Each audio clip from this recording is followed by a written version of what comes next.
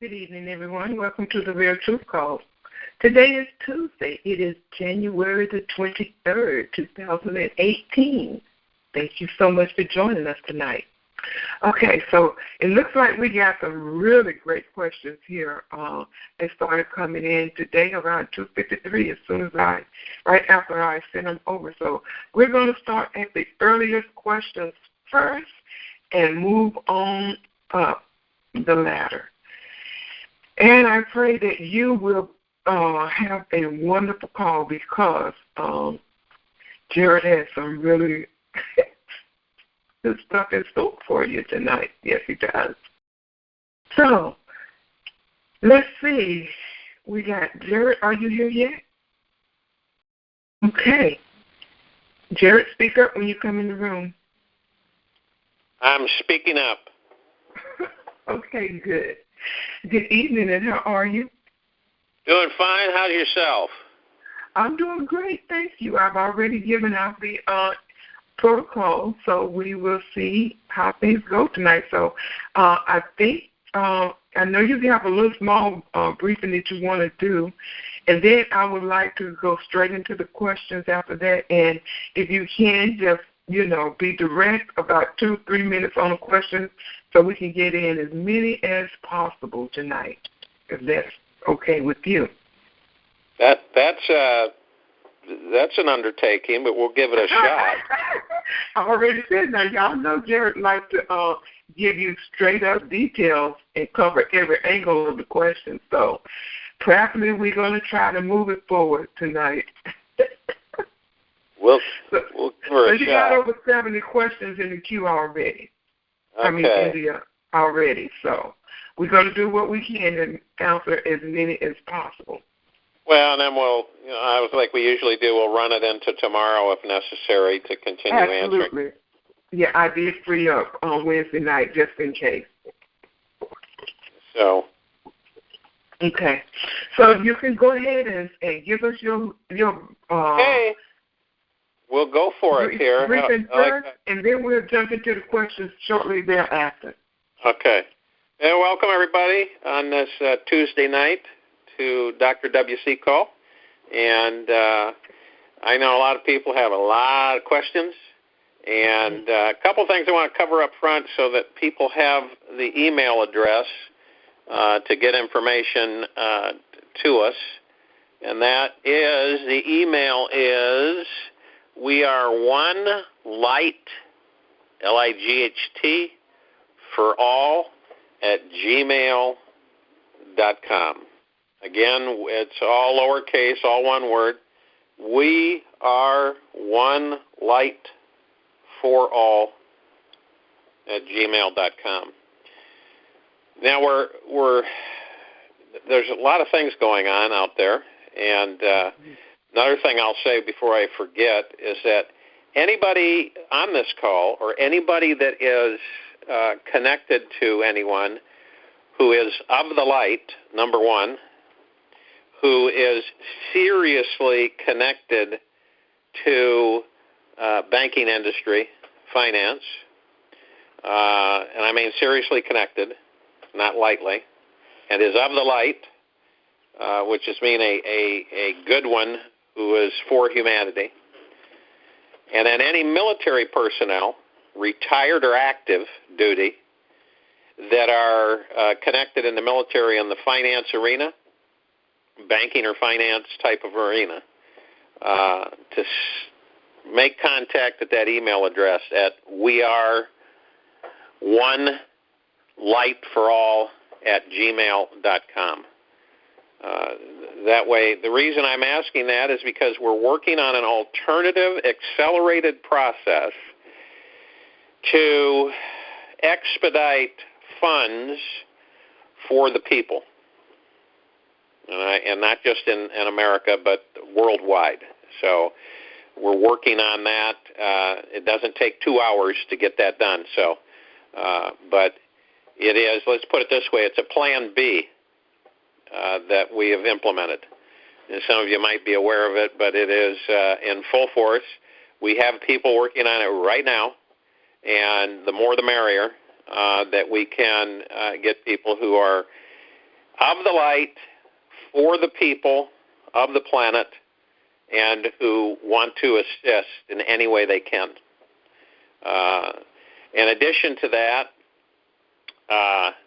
we also, and I've talked about this, and some of you have mentioned it to me on your emails, and I've gotten hundreds of emails, and the meditation, see, my foundations have been working on this for years and years and years, and we've got a foundation, and we have a structure in place, and we have people all over the planet that are at the ready, that have been trained, and so it's well on its way of actually, once we have the proper funding, we will implement it. And it's basically to have a minimum of 8,000 people all in one place, living in one place,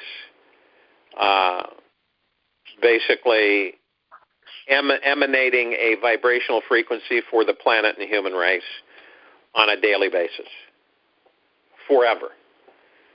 So this is very important to me. It's been a project of mine for over 30 years, and some people are in tune to the understanding of it, the Maharishi effect, some of you call it, but it contains 0-point energy, and it basically is it is the most powerful energy that the human race has. Once it's directed in the right way, managed in the right way, the dedication has to be there, and that's the key issue. It goes more into TM, which is Transcendental Meditation. Anybody who is interested in that arena, again, send the email address, send your interest to weareonelightforall@gmail.com. And obviously, we've had a lot of people send a lot of requests and wonderful offerings, and the tremendous talent out there is just mind-boggling to see the skill sets, the abilities, the time and effort that people have spent rolling along trying to get certain projects accomplished. People doing with their attitudes is just tremendously inspirational. It's phenomenal. And in fact, it affects you when you read this information and you see what fellow brothers and sisters on the planet are doing and have been doing. I'm not talking about people just starting up. There's those, but there's also people that have been at things for 40, 50 years, working on things behind the scenes. And the more people that we can get together and unify for this, the better, because we're going to continue to have all kinds of different subjects. We're going to cover a tremendous amount of ground because this is an educational process for the human race.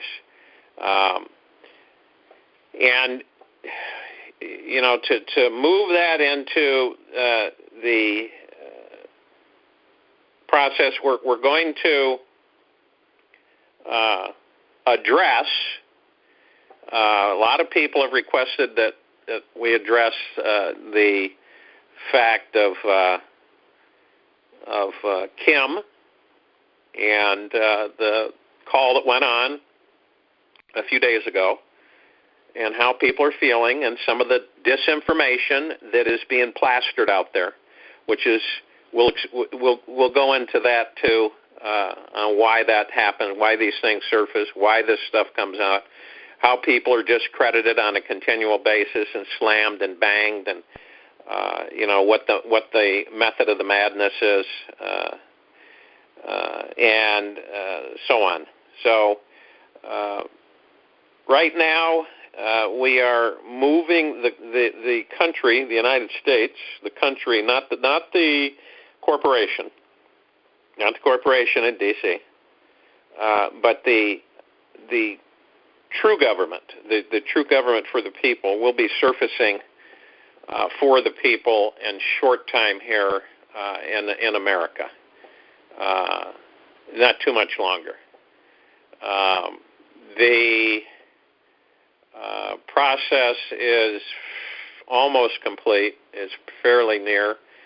Trump is doing what he is supposed to do, so we'll just put it that way. I don't usually talk about much of that, but it is important to have the American people get exposed and educated. And there's a tremendous amount of education already on this call as far as people are concerned. And one thing I want to clear up is, people have talked about Randy Kramer. That's with the secret. He was with the secret space program. He was a captain, Marine, and came across the hollow bed. And he's working on that and trying to get funding for that. Hollow bed is different than the med bed. The med bed, both of those are healing technologies that are not man-made. They are off-worlder technologies. There are some tremendous technologies that have been kept, as most of you know, from everyone here on Earth. That's why we're using archaic combustible engines and jet engines and trains and, this is trains, planes, and automobiles, which is just, it always eyes me to think about where the human race should be and where we're at and have been, basically controlled. But, the medbed uses plasma energy and tachyon particle fields. And what it does, it's different than the hollow bed. What it does is that it does a three-dimensional scan of the interior of the body, and basically the whole body inside and out.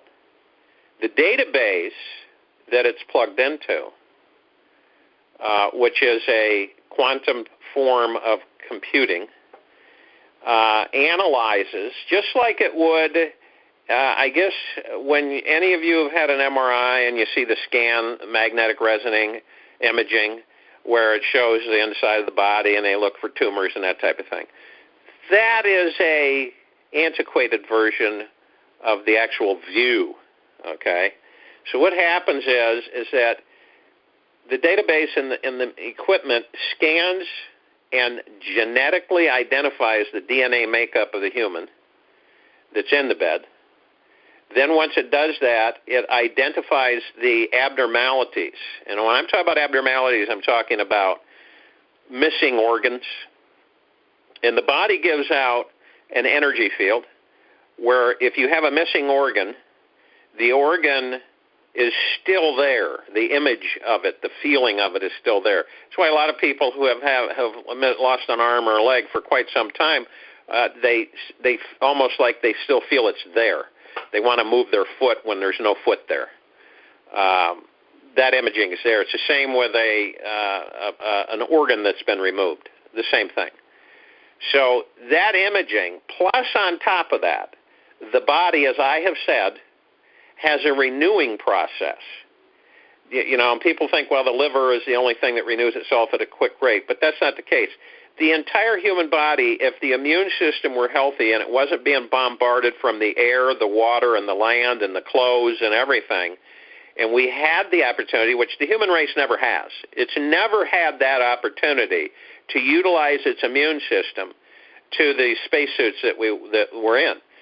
So when the immune system is fully operational at 100% efficiency, you're renewing your skin every so many days. You're renewing your teeth, your organs, everything.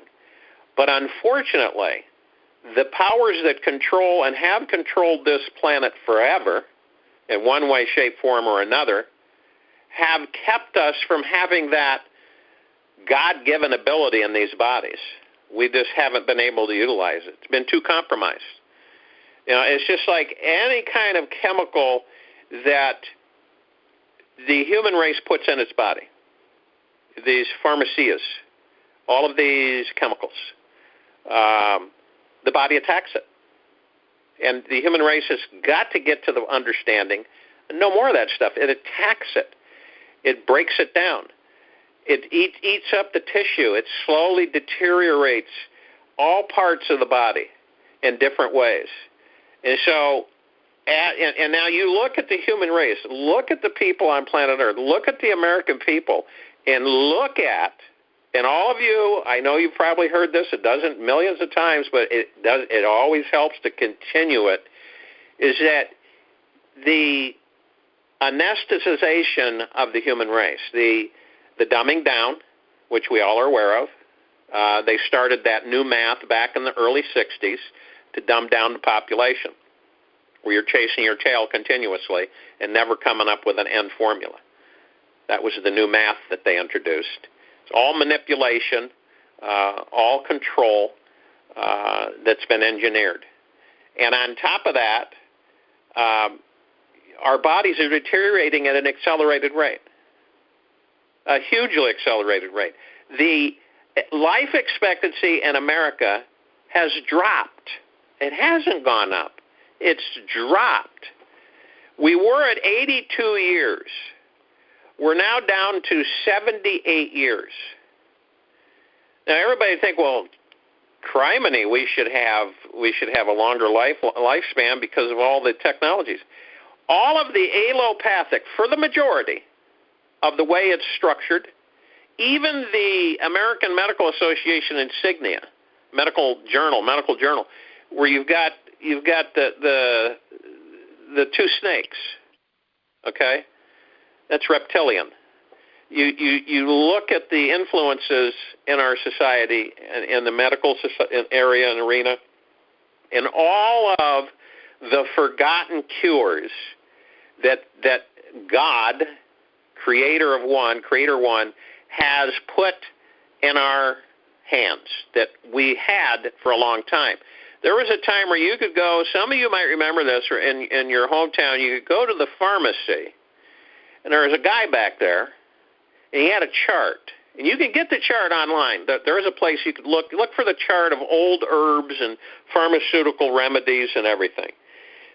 That chart would be out for full view, and so the person would come in and they would tell the pharmacist what was ailing them, and the pharmacist would go back in his little lab and grind and mix and put together a combination of herbs and extracts that would treat and cure the person's ailment. Okay, now, years and years ago, I was part ownership in a health food store with a little old guy, about 5'5", who used to do that for his customers. They'd come in, and he had all of the supplements behind the counter. They weren't anywhere in the store. Like today, you go in the health food store, and you got all the supplements out there, and you just pick what you want.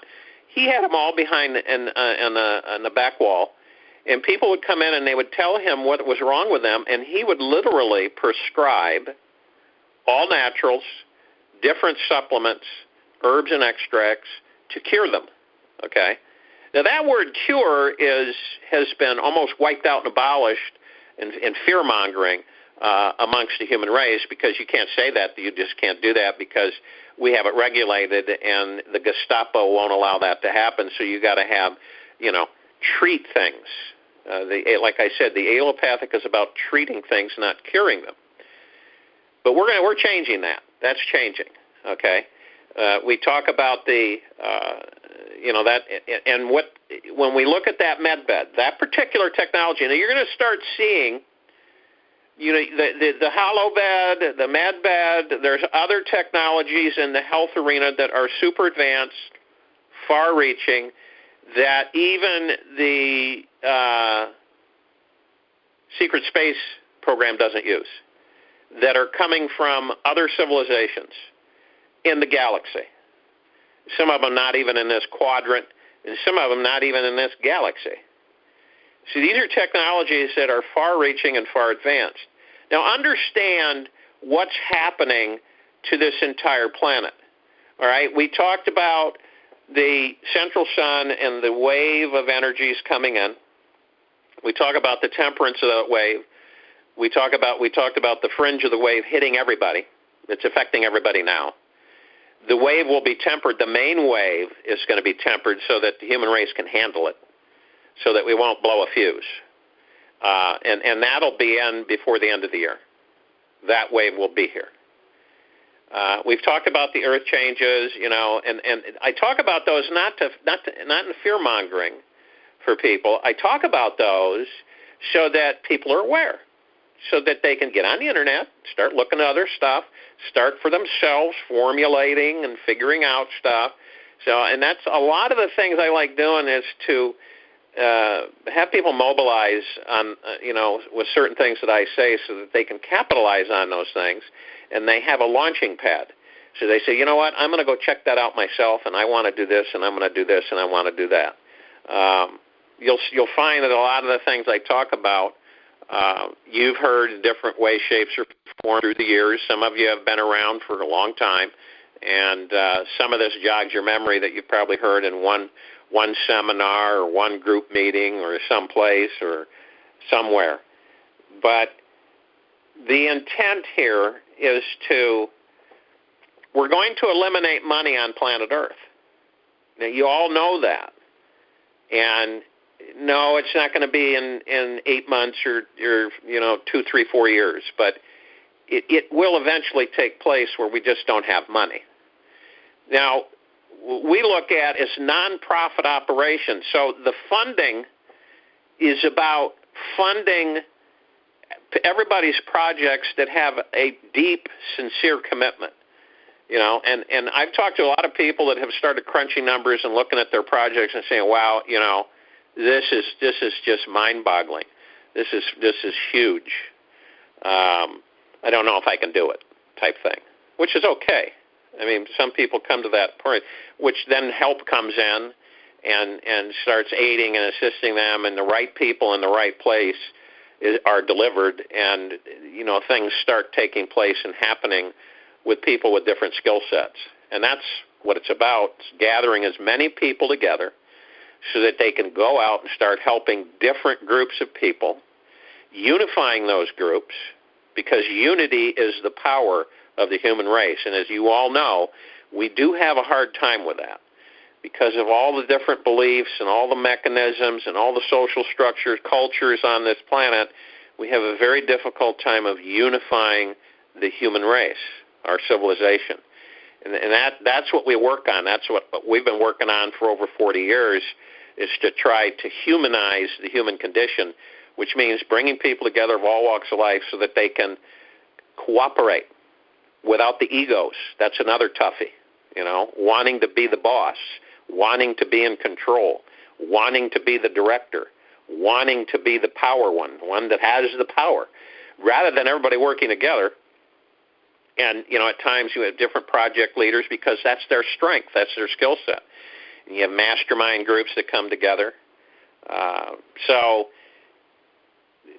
the health application of the human race, the money disappearing, no monetary system. Start thinking nonprofit. Start thinking we're not interested in profit, we're interested in funding for the project so that we can launch these things. And if it takes 10 years to complete a project, it takes 10 years. If it's ongoing, it's ongoing. But the key is to get the wealth of the planet into the most responsible hands for distribution. And that means a lot of the people on this call are stewards of the wealth of planet Earth. You're literally stewards. Because the massive amount of wealth, there really isn't any label for it. So you just say the planet's wealth. The human race is wealth, and proper and responsible distribution of that wealth. So you kind of start thinking in the way of you're not talking about financial gain. You're not talking about profit and loss. You're talking about how do we get this project started? What's it going to take to fund it? How much is it going to take to fund it? Who are the people we're going to need to launch it properly and to have success from the beginning to the end? How are we going to have success with this project? And that's in those terms of thinking and putting it together in those structures, because a lot of time has been spent, which is understandable, on the revaluation of currencies. Okay, and I think a lot of you do understand that with a new gold-backed system, or an asset gold, silver, platinum, jewels, in ground, hard asset structure backing currencies.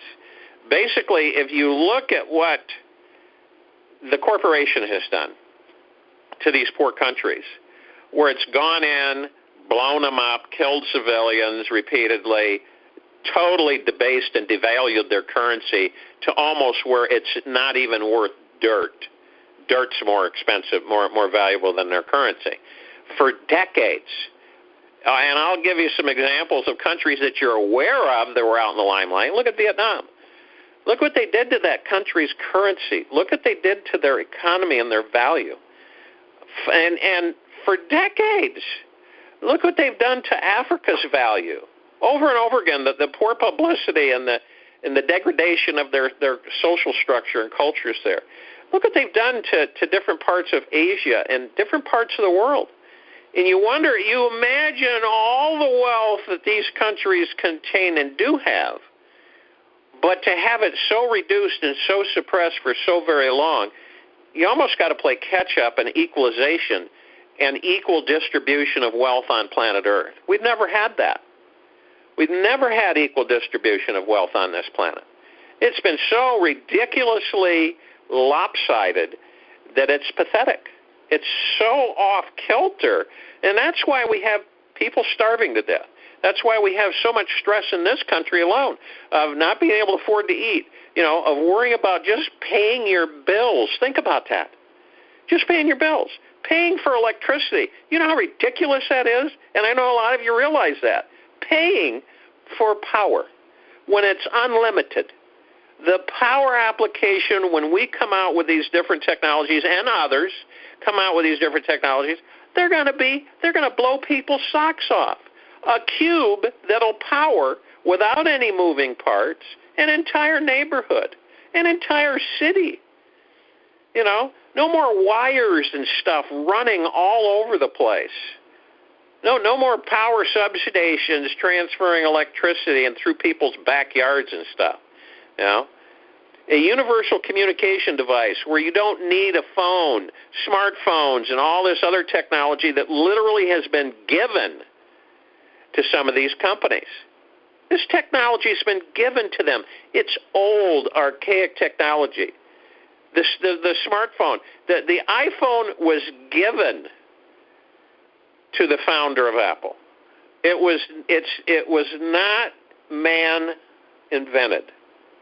So they took it, they reverse engineered it, boom, the iPhone. And then after that, everybody knows what happens. You got these smartphones that most people are almost glued to, which are really bad for your eyes and degrade the optical nerve and cause all kinds of problems with your eyes as the years go by that most people don't realize until much later. But what are we most likely and most interested in? And what is the health of the planet involved with? Excuse me. It is communication with each other. It is to be able to have the freedom to talk with anybody on the planet whenever we want without having to be charged for it. Free. Okay? That word free, that elusive word free, that little foggy word that people use is free.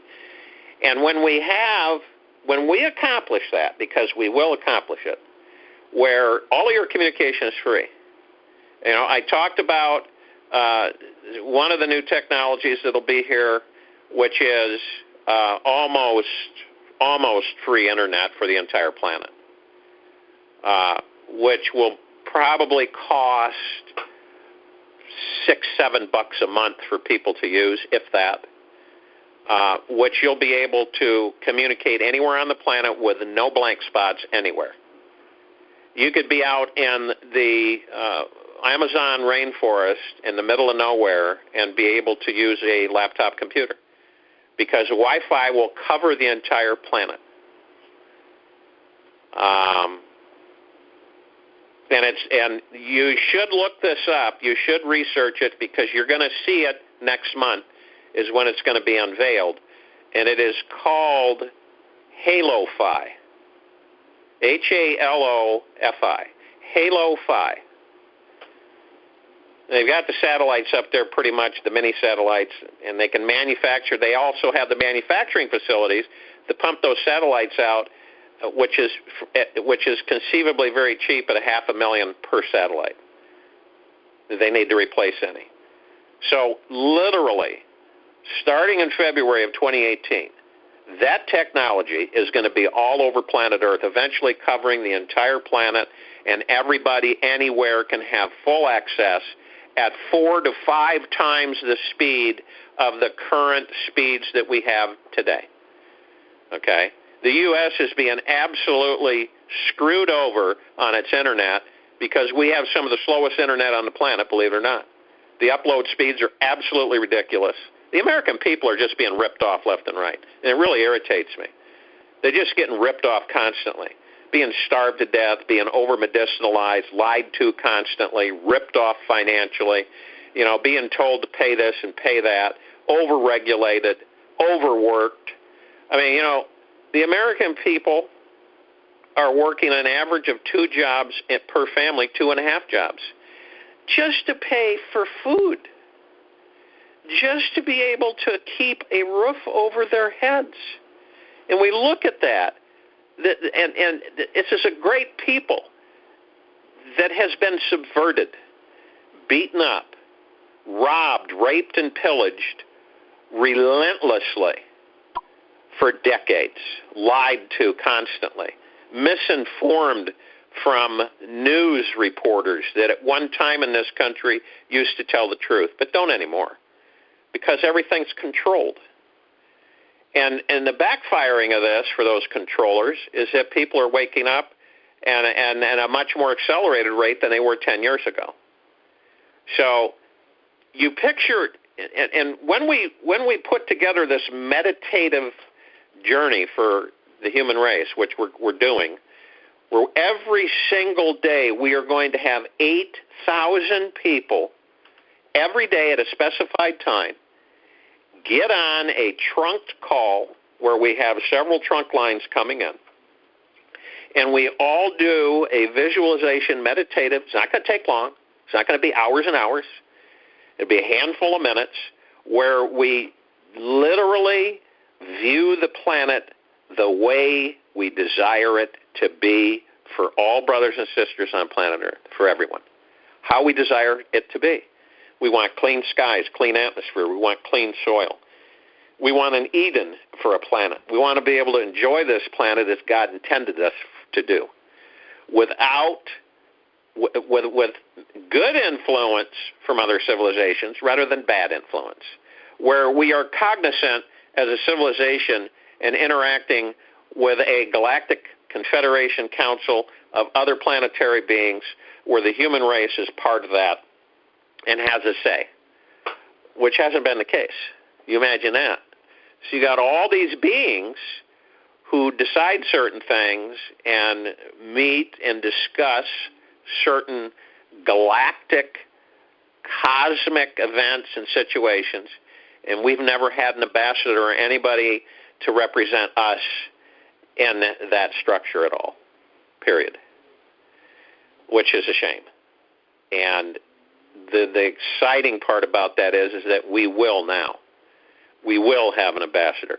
We will be represented from one of our own in this. And we've got all this stuff going on. There's a lot of people out there that report disclosure of what's happening. To me, it's not going fast enough. It should be just gushing out all over the place without people fearing for their lives. Again, visualizing that for the human race, that disclosure, which means the truth. Disclosure is just the truth of all the things that have been kept from everybody.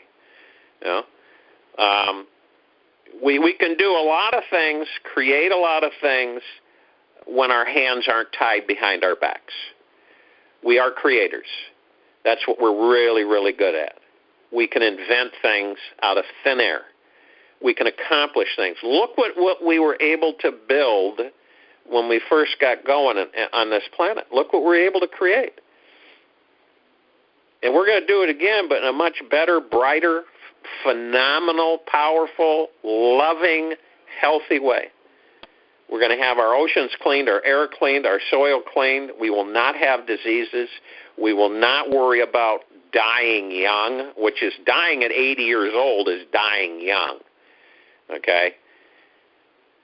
The body can live properly with the right technologies and exist up to 1,000 years, but that's kind of the limit because of the brain, because the brain starts misfiring usually at that age level for the physical body. So maintaining an artificial intelligence at a controlled factor is acceptable, but not allowing it to take over, because there is an artificial intelligence that invades the different galaxies across the metaverses, and it infiltrates and destroys all life.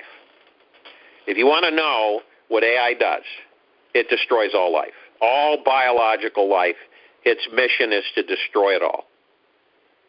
So whenever you hear AI, artificial intelligence, always remember that primer, that statement that you put in your conscious mind, and then store it in the subconscious so it'll click off. AI mission is to destroy biological life. No matter what they claim it does, that's what it's supposed to do. That's how it's been engineered. Its original source is unknown. Period. So you get everybody interested in gadgets, and then you start talking about and then everybody's lulled into and swept into techno-geekdom, where everybody's swept in, sucked into all these technologies. You know? Just imagine, isn't it funny, because through the different generations that we've experienced, radio used to be the thing. Everybody'd sit around and listen to the radio. You know, and it was exciting. You know, then we had a black and white television set. I think the TV was probably one of the most, in a lot of ways, a very destructive device. But in the beginning, you know, we'd have Monday night at the movies, sing along with Mitch years and years and years ago. You know, then we had color. It's no different. And then the things get accelerated, and then we have more gadgets, and then they make everything that it dies out. It breaks, and it lasts for 2 years, and you throw it out. You spend $600 to $1,000 for a smartphone, and within a couple of years, it's useless because they don't support it on their software. It's outmoded. It's not the latest, greatest, the newest. But for the majority of the time, if you took a consensus on what humans really use those smartphones for, is to communicate. That's it. So if you can fill that void and you can have a universal communicator and get it into every hand of every human on planet Earth, also a built-in universal translator, which is coming, which will basically end the block of people being able to talk to each other and eliminate the language barrier. So you literally be able to communicate with 14, 15, 16, 17, every single language on this planet, you will be able to communicate with them. Period. And that technology is already been invented. Okay? And remember this, anything you can think of that you might get a thought and say, I'd like to invent this, or I would like to come up with this and do this, it has been invented somewhere in the universes. It has already been invented. Remember, we are a collective energy of plasma that's been formed in different shapes, existences, throughout the metaverses, throughout all of these universes. And there's untold amounts of universes, some dying, some being born, some existing in the middle of their life cycle. There's always a beginning, there's always an ending. That's how the Creator has put it, has done it. It's just like we end, our bodies end, and we move on. And we take on form. And when we take on that form, we decide we're going to take on that form. So once we take on that form, it's our free will. So we take it on. We take on that form. When you want to be a blade of grass, be a blade of grass. You want to be a caterpillar, be a caterpillar. You want to be a butterfly, you can be a caterpillar and turn into a butterfly. You want to be a frog, be a frog.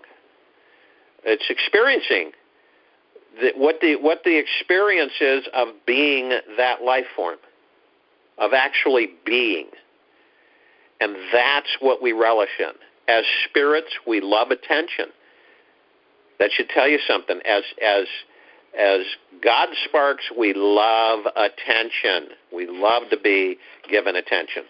That's a lot of the times why we're waylaid and we're sucked into these catchers where we're thrown into a reincarnation process repeatedly. You know?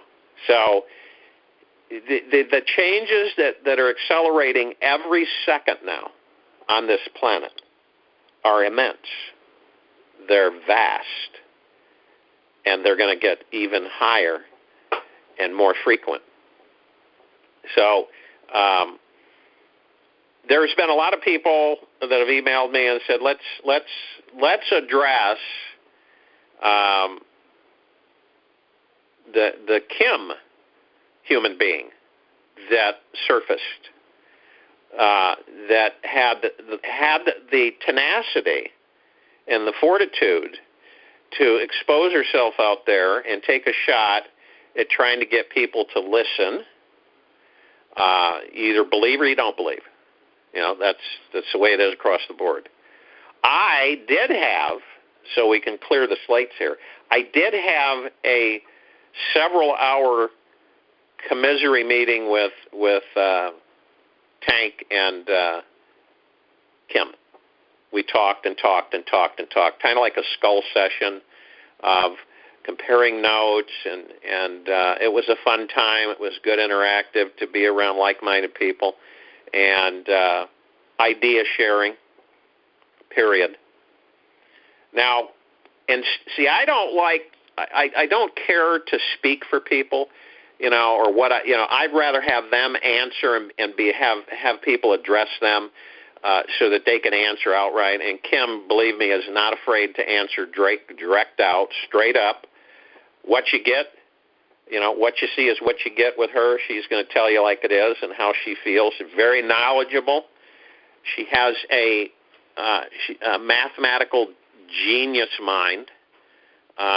Believe me, I sense her energy on a continual basis. And there have been some, and it's really funny how this happens, but there's always slamming that goes on. Now, if you have someone that's highly visible, has an important role to play, and I'm sure a lot of you know this and have seen it or experienced it yourselves, you have a certain role that you've been charged with by Creator. So you're doing this role, and every time you surface, you're slapped and beaten, okay? Because if you have an environment that's constantly run by the dark agenda, the Draco, their families, different unfriendlies controlling the planet and the human race, you're bashed, you're attacked, okay? You're discredited. You're ripped a new one is the best way to put it, okay? And there's been information that surfaced recently that's a couple years old, totally bashing her, raping her blind, and making her out to be a absolute evil nutcase. Let's put it that way. Okay? That isn't the case in this situation. And you have to put two and two together. That is a way to defame and discredit someone so people don't believe them, so they don't have to worry about them. Right? Now, some of us are protected. A lot of people are protected and don't know it. They're protected by a dome, which is an energetic zone, so that they aren't murdered or killed. So they can't be. They can't be messed with. Well, they can be messed with somewhat, but they can't be taken off planet. And so she has a job to do. And she has exposed herself to try to reach out to certain individuals so that we can assist her to get that job done. And that's why she surfaced, period, is to try to get a job done. And what the job is, people say, well, what's the job? The job is to see if we cannot accelerate the process of getting funding to the people. Money. which you all have been watching this RV religiously for a very long time, and frustrated and stressed out. And I'll tell you right now, I get information about every hour on the hour, 24 hours a day. Literally is the information I get. I don't do blogs. It's not necessary because the information changes on the second. Right? When you've been involved with working to restore America and restore the planet to healthy, happy, free social structure, good society, running towards a meritocracy, you learn a lot. You experience a lot. A lot of things happen to you that normally wouldn't happen in a million years, but they happen to you. So it's not, since I don't believe in coincidence, it's on purpose, things that take place. But they're not allowed to take you out. All right? And there are some of us that have that ability, and we can go into that at a later time. But what I'd like to do is have Kim has been kind enough to come on the call. She is on the call, has been. She came on at 9. And for a bit here is for a Q&A, all right, for people to ask her questions if they've got concerns or whatever, they're confused about things. This is nothing but a positive energy that we're working with here, and we're all working together to accomplish this. And so that each and every one of you, one way, shape, or form, are awarded your godly gifts of money. And that's what we're all working for collectively. And isn't it nice to finally listen to someone who's actually working, that's really doing it, that's working towards it? Okay? And, and the point is people say when. We don't have a date yet. We're close, but no date yet.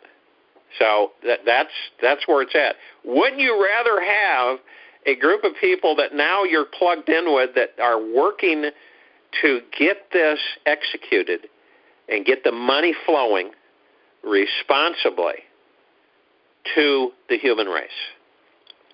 That's key. That's crucial. And not for it to take a month of Sundays. Okay? So that's what we're working on.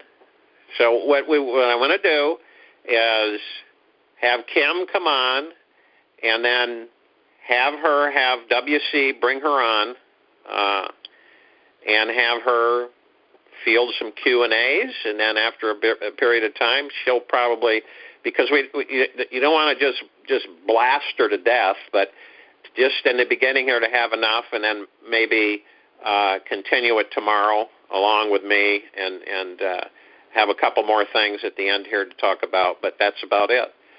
So Dr. WC, if you want to bring Kim on. Actually, Jared, apparently she dialed in on a different number than the one you gave me, so I can't locate her. Oh, we can't locate her. Okay. Maybe you text me with a different number, or either she can, if I do the star 6, she can, the queue, she can unmute herself, but otherwise, that's the only way I can get her in. Okay, so the only way right now is, because we were trying to protect... We're trying to protect confidentiality, so you open the queue, and then she hits star 6 and can speak freely. And then I can open her up, yes. Okay, so you want her to hit star 6. That's the only way. Because the number that I have is not in the queue. So, Kim, if you hit star 6, that will put you in the queue, and it would allow her to talk freely. Correct. Okay. So nobody but Kim press star 6. No one else, please. Thank you.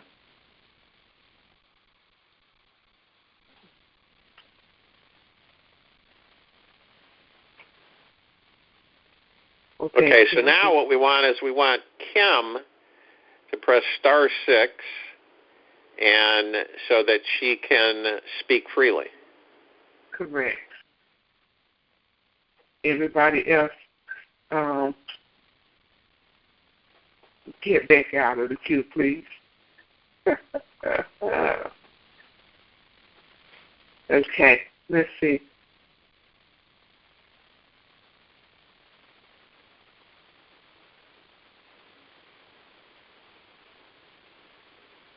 Kim, Dr. Epstein? No. Right, you hold on. Nope. Kim, is that you?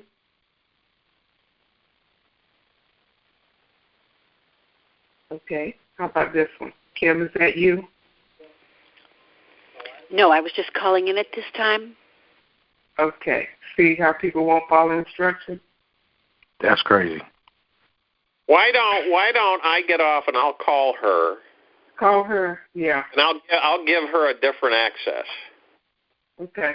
Or she can call you and you can patch her in through your end. Call her and you can patch it. Yeah, do a 3-way.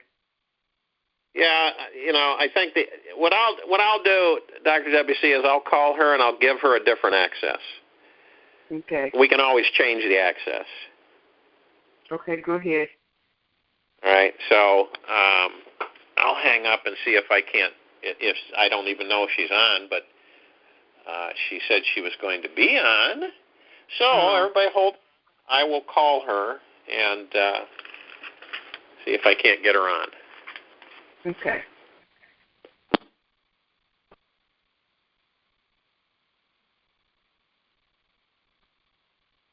Okay, then. Wow. So we'll give them a few minutes.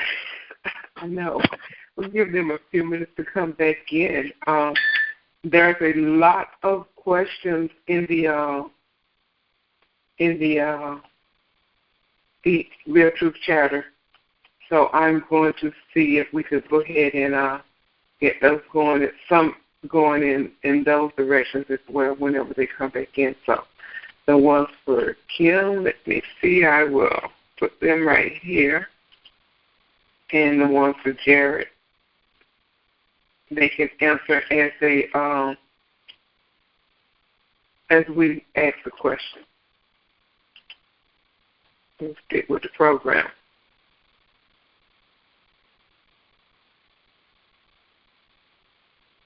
Okay.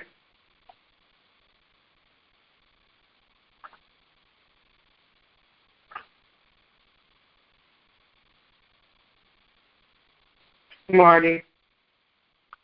What? Okay. How's everything going on your end? I'm all right. I was just thinking about Edward. He lost all his weight and don't want to sit at the desk no more. I know, right? He's too cute now. He's too cute now. Yeah, he don't want to sit at the desk and do nothing. He won't be out. I know. He won't be pressing out around amongst the women. Frequencies does a body good. Yes, indeed. That's funny. That is too funny. Okay, so I guess as soon as Jerry get back in here, start talking, to let us know he's back. Oh my goodness. Well, I don't like this. There he is. Jared, is that you back? I don't know, but I'm glad he's giving out his email because people keep calling me for him when they can just email him. I haven't even talked to him myself. Yeah, it's posted on the website for those of you that have not had an opportunity to hear it. Just go to Special Guests. You hover over Contact, click on Special Guests, and you will see all of the people. Well, not all, but you will see Jared. That's who you're looking for. It's right there.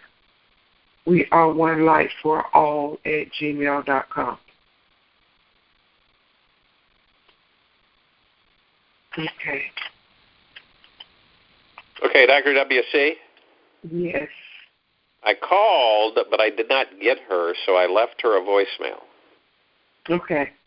So I don't know what happened, but she was ready to be on there, so she's not answering her phone. Well, there are,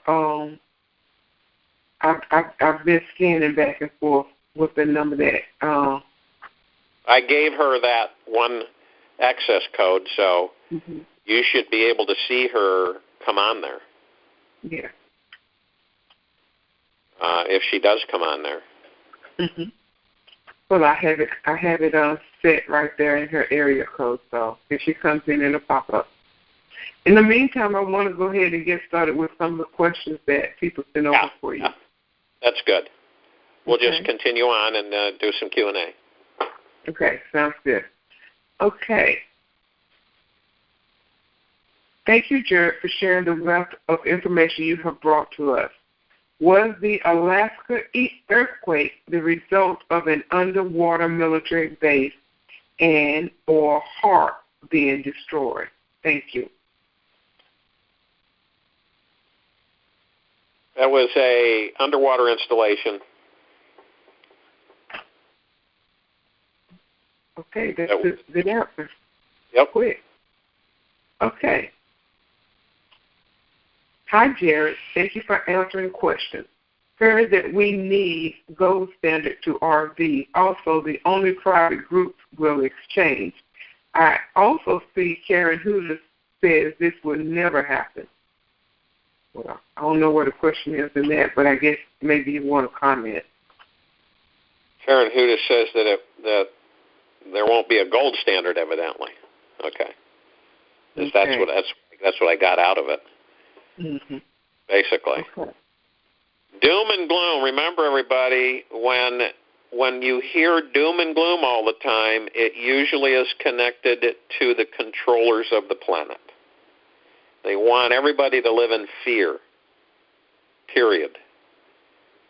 They want everybody to live in fear. Mm-hmm. So they come up with information that's going to denote, detract, discredit, or completely shut down any notion that, forbid. For instance, number one, the Chinese yuan is gold-backed. All right? Mm-hmm. So for it that's never going to happen is a lie because it is gold-backed. All right? Zimbabwe is getting ready to gold-back. They're going to be gold-backed. Everybody's going to be gold-backed. Every country on this planet is going to be gold-backed. It's going to have an asset-backed currency process. At one time, we did have that, not for a real long time, because for a long time we had kings and queens and feudal times, and there's always control mechanisms. But we're switching back to the gold standard, which is all precious metals and hard assets in ground and above ground, that will support carrying paper and coinage. The reason we carry paper is because the hard assets are heavy. They get too heavy to carry around. So we use paper as a convenience to carry around and the paper represents hard assets. And we literally barter. So we use the note to sit there and say, okay, I've got $20 worth of gold or silver, and I'm going to buy this. Okay? And by being on a gold standard, the inflation in this country will drop immensely. So that's my answer to that. Can you imagine all the greedy people that have stolen all the gold and the silver from everybody else with tons of trucks of gold following them around? Oh, I know. Yeah, that's why it changed. That's why we had, we went, we got to find a way to store our gold, our hard assets, and then be able to spend the wealth that we accumulate. But, carrying it around is ridiculous. It's just too darn heavy. Well, if you remember back in some of the westerns that we've seen back in the day, where they were chasing the gold and digging up gold, and someone would get knocked over the head just trying to take their little sack of gold into the bank to get it accounted for. Yeah. So they had to come up with something different. So it just makes sense. It's more practical. Is it the best system? Probably not, but it puts us back to some type of much better control mechanism. Everybody knows that they carry paper that has value. The value is what it represents. That's it. Mm-hmm. Period. Okay. So the next question is: the Earth flat, and does the Earth have a dome? Is the Earth flat, and does what now? Does the Earth have a dome? A dome. Yeah, if it's flat. There are certain people who believe that, they've looked at certain things, they've seen certain things, other than being in the outer area in the solar system and looking at all the planetary bodies. And I'll give you an example. If you had a flat surface and all planets were flat, okay? And you gotta understand this, is that when you, and then they talk about holographics, that all of it's holographics, that the whole universe is a holograph, that it's fake, basically. It's all been created and we're living in a holographic world. It's like the Matrix type situation. Mm-hmm. And, people believe what they want to believe. And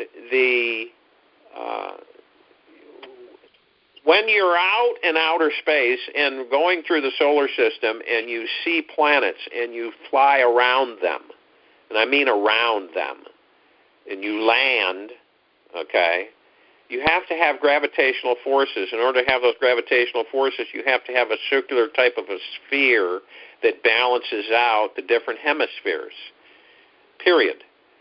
To have something that is just flat and has no spherical energy to it, to say that there isn't some type of spatial anomaly that may be flat out there, no one knows, period. But to say that the Earth is flat, now I'm not of the opinion that it is flat. People believe that, and that's their, that's up to them to believe it. But there's probably about, a few thousand people that believe that the Earth is flat. I don't believe it's flat. The Earth has a lot of people say that it's hollow. In a way, the Earth is hollow, but it's not. It does have a core. When we talk about hollow and the Agarthans living inside, it means that they're in deep Earth caverns that they've created cities. And they have plasma energy sphere that basically gives them light and energy. And they operate and live, below ground. The same with the Venusians, and the same with the Saturnians, and same with most civilizations. So when you see the planets eye to eye, and you travel around those planets, you're able to see the sphere. You see it's a sphere. That's all there is to it.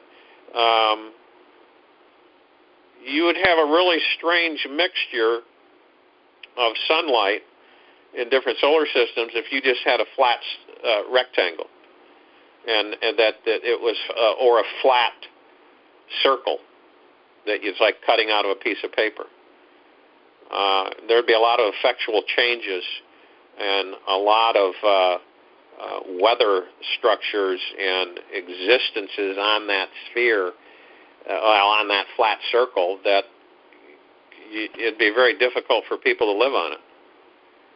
At one time, people thought that if you kept going under the ocean, you'd fall off the other end. And that was back in the days of Columbus. So,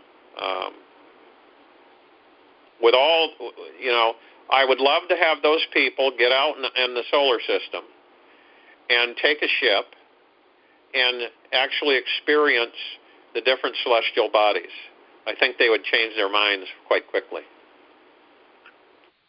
So that's my answer. Well, the next question is, who is in charge of the GCR release? Is it the Alliance, the Elders, the Grandfather, the USA, the Cabal? Who? Well, I think I explained that we have 4 to 5 different agendas on the global currency reset and the revaluation of currencies. You have the bad guys with their plan in charge of their system. Okay, you have the banking elders who basically closed up shop and ran out to China. They left America and ran to China. Set up shop out there, started structuring a new application so they could continue to control the planet financially. All right? They have a system that they're trying to push through, that they're trying to get going. All right? Now, and repackage it. Before the Great Depression, you had the Fed system before it ended up being called the Federal Reserve, and it's just basically a private corporation and a bunch of bankers that decided they could control the planet because they could control the money supply and control the money system. So they got together, and unbeknownst to the masses that weren't aware, they planned it because they ran the banks anyway, and so that they put that in way. Now, like I said, the new system is the cryptocurrency, which is basically controlled. And now people are seeing that it's being hacked, that it's lost 40%, that there's all kinds of problems with it because it's connected to computers. People don't get it. We cannot have a system connected to computers because bad people control the computers. So if the bad people control the computers, they can control the monetary system once again on the planet. So people say, what about digital? The digital, like on the gold standard. It's just digits moving from one wire to the next, to going from one bank to the next. Yeah, that's so you don't have to print a bunch of currency, and you just digitally, electronically use your debit card, use your smart pay, that type of thing, so on and so forth. But the only way, and I'll ask this question for people, is the only way to control money is for you to control your money is to have it physically. So where you can take it out of your wallet and say, I'm going to buy this. Okay? Where you don't use a credit card, you say, forget the credit card, I'm going to buy it when I have the money. Now, eventually everybody's going to have the money, so it won't be a big deal. So when you buy things. So we have the cryptocurrency, which is the bad guys. No matter what anybody tells you, when you look at that structure, and you could get a good education on it just by going online and looking up certain things. There's videos about it. There's all kinds of information, and it'll educate you very quickly on how it's structured and how it works. It is an absolute zoo, and it is a disaster waiting to happen. And that you're already hearing about the Fed coin. That's one system. That's continual control of the planet's monetary system. That's what that is. Then you have the good guys with the gold standard. Everybody knows about that. Then you have the Eastern European families and you have the Asian families. And they're the ones that are trying to have a benevolent financial system running on the planet, period, which is basically the gold standard and everybody agreeing to that gold standard, have hard asset-backed currency, and everybody has got regional banking, and everybody is doing commerce and international trade based upon hard assets, based upon the worth and the value of each country, and each country having a say in the international affairs of the planet. So that, you see, before, with the fiat system, there was a lot of countries that were just kicked to the curb and didn't have any say or anything, period, because they weren't, they weren't in the boys' club, let's put it that way. So there's the cryptocurrency. Then there's another system by the bad guys, which is crap currency and crap dollar, trying to fool the people into thinking this is a new financial system, and it's just a bogus, another fiat system to replace the one that we're getting off of now. So they got actually two systems that they're working with. Okay? So, and all in all, there's a total of 4 or 5 of these offshoots of a new monetary system for the planet. And the one that everybody has agreed upon is equal distribution of wealth on planet Earth, and the proper way to do that without interference. And the reason that this thing hasn't happened is because we've had interference.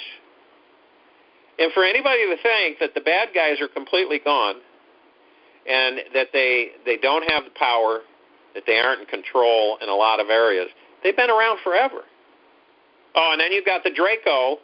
I don't want to forget them, that they have controlled the human minions forever. So they've dictated the system, dictated the monetary system, and have controlled everything forever. Now, the majority of them are gone. So then their minions are trying to run everything, which is an absolute disaster. You know, as it is in heaven, it is on earth. And that's what's happening to planet Earth. Next question. Yeah. Mm-hmm. Next question says, hello, Jerry. Thanks for your service. I notice you hardly talk about Africa and plans for it. What are we currency holders here in Africa? What should we know about? I'm Nigerian, and I look forward to having 0-point energy devices distributed to those loving African medbeds too. Thank you for your time. We're going to connect with people from all over the planet in a coordinated effort to set up manufacturing facilities in different parts of the world to get the med technology out to the people in these different countries, working with the governments, working with the new governments, and the good forces to make that happen. Not only that, but the anti-gravitic scooters, the different transportation technologies, and eventuality. Now, obviously, we need massive amounts of funding to get that done. That takes a lot of money to do all that. And we'll have it. We'll be able to do that. And so other people, like in Africa, will have funding and will have the ability to set up plants. So what we're going to do is we will set a plant up, get it operating to as much as the full capacity as possible. We plan on running a 3-shift operation. Roughly, to start off with, we figure 300 employees to start off with in that plant to be manufacturing just the med bed, period. Because it'll be a different type of, it'll be a clean room type of an environment in the factory. It'll be highly secured, and it'll be closed as far as public is aware, so that we can get these things made, we can get them bench tested, we can get them quality marked and tested, and we can get them efficiently and effectively out the door and distributed through transportation. And see, the interesting thing with all these technologies is that we've got ways to move it from point A to point A quickly, but we have to set up manufacturing facilities for those technologies. So in the meantime, we will have to have distribution points which would incorporate rail, air, and land, or water, rail, air, and water, so that we can distribute them and get them out and dispersed in different parts of the country that we're setting up the manufacturing facility in. So we're going to duplicate that process around the planet so that we eliminate discrepancies. So we do one test center and get it up and running and manufacturing, and then we duplicate it all over the planet. And what we try to do is look for existing facilities so that we can literally retrofit and repurpose. That speeds up the whole process. It's a lot different to go in and repurpose an old abandoned factory or shell. It takes a lot less time to do that than it does to just, in most cases, to level it and start from scratch. Okay? Well, in Bill Clinton started sending a whole lot of manufacturers to China and overseas. So there's a lot of empty buildings I know I was in Atlanta at the time, and I had a commercial cleaning company, and I know so many of them closed down. I mean, they just put people out of work because they had these tax breaks to come in, and they packed up everything, and those buildings are still empty. So it should be like that all over. So it shouldn't be too hard to locate buildings. Oh, no. I don't feel that anyone who genuinely has a project will have a hard time getting people. I just think that there'll be people will come out of the woodwork to help and assist. Mm-hmm. So I think that it's just having that heartfelt commitment and intent to carry out the project, as we do with all these manufacturing facilities. We mm-hmm. will have them in place. And so how long, once we locate the buildings and purchase the buildings, and you guys start bringing in the equipment to manufacture, how long after that, how long will that process take in order to get these med beds ready for distribution? Well, that's a loaded question. Since we've never manufactured them, we've never been through the process. So mm-hmm. what we're looking at is only a guesstimate. Is that in the equation, so to speak, of the plant, once we have it up and running, and we've got the kinks out of the way, and we get a few of the prototype beds actually made and ready to go, then we will have a facility where we will basically fly people in and have it turned on and do its thing with each individual. And so, in other words, we'll have some test people that will commit and sign agreements that they will go in and that they will have effect to get the treatment done, so that we know it works. That's the only way we're going to know how it works. And once we put the person in bed, then it works. So then after a while, we figure, a few months of that, and making some additional tweaks here and there, which doesn't mean people are going to die. It just means that we can improve this or we can improve that. And then once that's done, then we do mass production and mass manufacturing. And then eventually what we'll do is we'll take planes like C-130s and fly them out, so they'll be outfitted with several med beds, and then take them to different locations and have people come there and have the effect of the treatments right then and there on a very discreet, high secure process. And then eventually we'll go and we'll be setting up plants and duplicate the plant that we originate, the original model, and start duplicating it all over the planet, and working with the different governments to get that done, along with other technologies. Because you can't just go into a foreign country and start building a plant. You've got to work with the authorities. You've got to work with the municipalities. You've got to work with the different government, and make sure that everybody is on the same page and is, in a positive direction that wants to support that, and the jobs and the creation of the technology and getting it out to the people. At first, you'll have med bed centers. There's people that have sent in emails that have already designed or looked at its facilities and structures where quite possibly we can set them up to manufacture the med beds, and they can start getting them out and getting the people and look at our operation and how we've done it, borrow ideas, and to get it going also in that direction. And we'll do that with just about. With everything you just said, it appears that that is we're looking at the status quo. But based on all of the technologies that they have teased us with in all these different space programs or sci-fi programs, won't we have replicators or better tech? If they got technology that can create a rainforest out of a desert, surely it should be some technology to multiply these beds without going through all that old school manufacturing process. Well, yeah, that's true. But in the beginning, people have to understand. They go, well, we've got all this technology and replicators and stuff. Why can't? Because first, We have to manufacture them. They aren't just dumped in our lap in a big warehouse and say, here you go.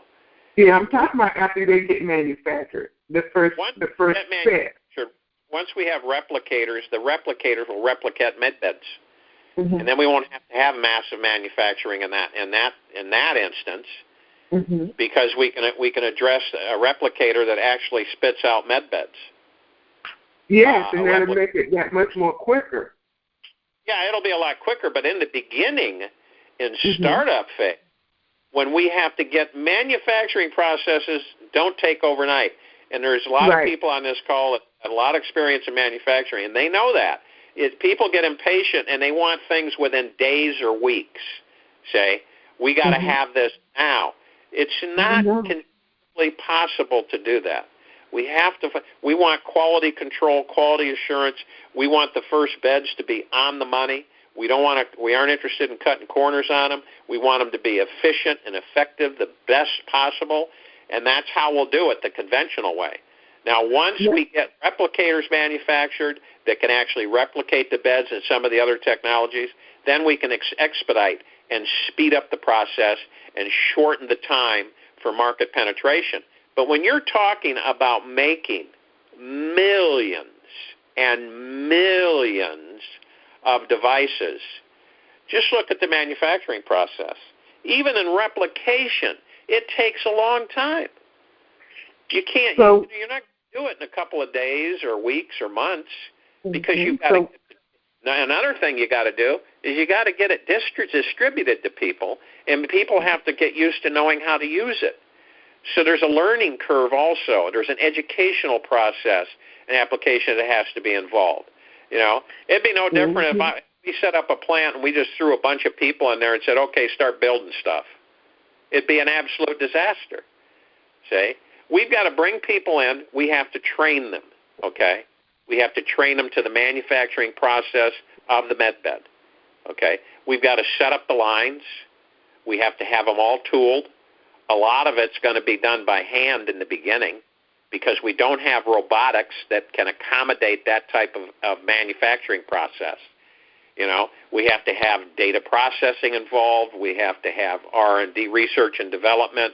We have to have inventors and scientific applications. It is a huge undertaking. It doesn't happen overnight. And I know people get impatient and they want it yesterday. But there's a process. And even people say, well, if you got replicators, we don't have those yet. And when we do have the prototype replicators, we got to make them. We got to manufacture them. Mm-hmm. And, you know, well, can't you just have one and just start spitting out things? Each one is geared in different ways. One's a food replicator, clothing, and that type of thing. Another one does buildings and actual structures. Another one will do cars, automobiles, and that type of thing. So you have different types of replicators that will do different types of things and different applications. But in the beginning, we have to do it conventionally. And once we get up to speed on units across the board on all these different technologies, then we'll be able to start using technologies to our benefit that will replace the old ways of manufacturing. So then we won't need that form anymore. So we could use it for storage and that type of thing. And then we can start using replicators. The more replicators we get, the more we can replicate the different technologies, the more we can replicate free energy devices, so on and so forth. So it's kind of a transition.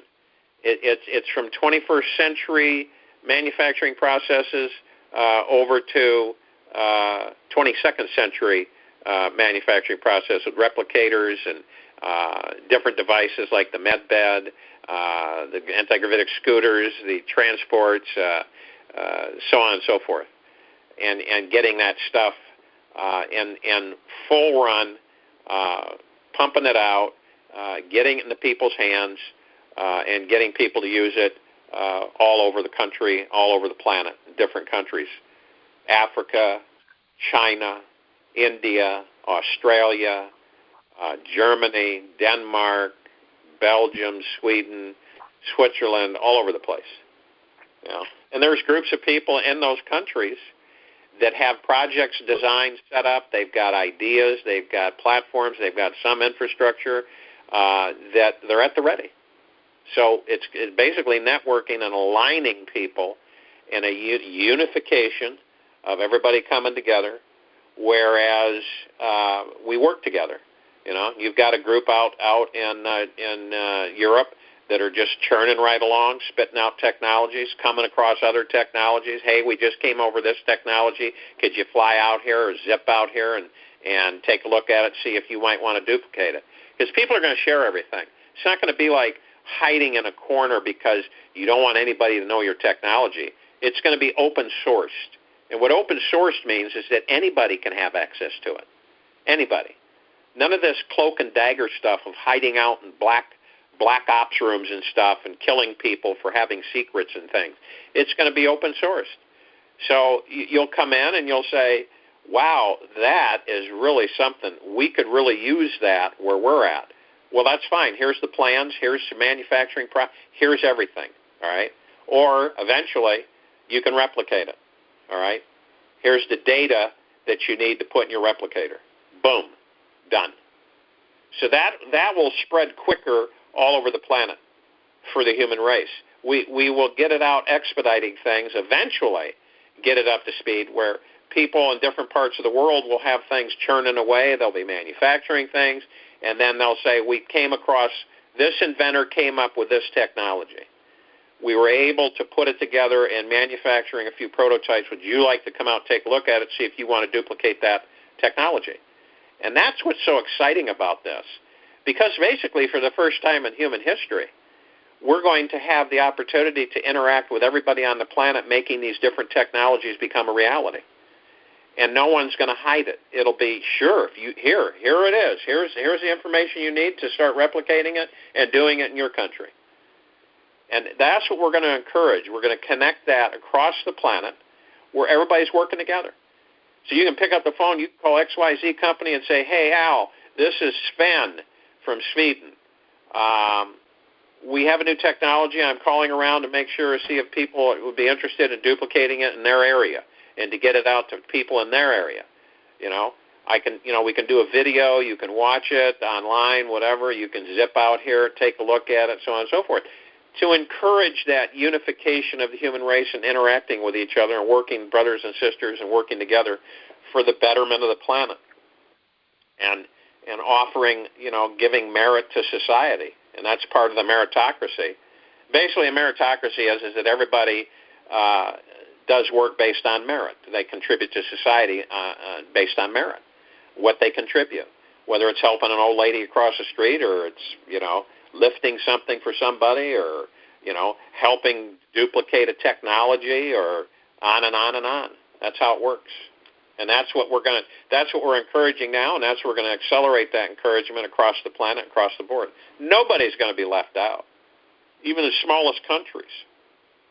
If they want to set up something, we will help them set that up. And if they need assistance, we can draw upon that entire structure across the planet.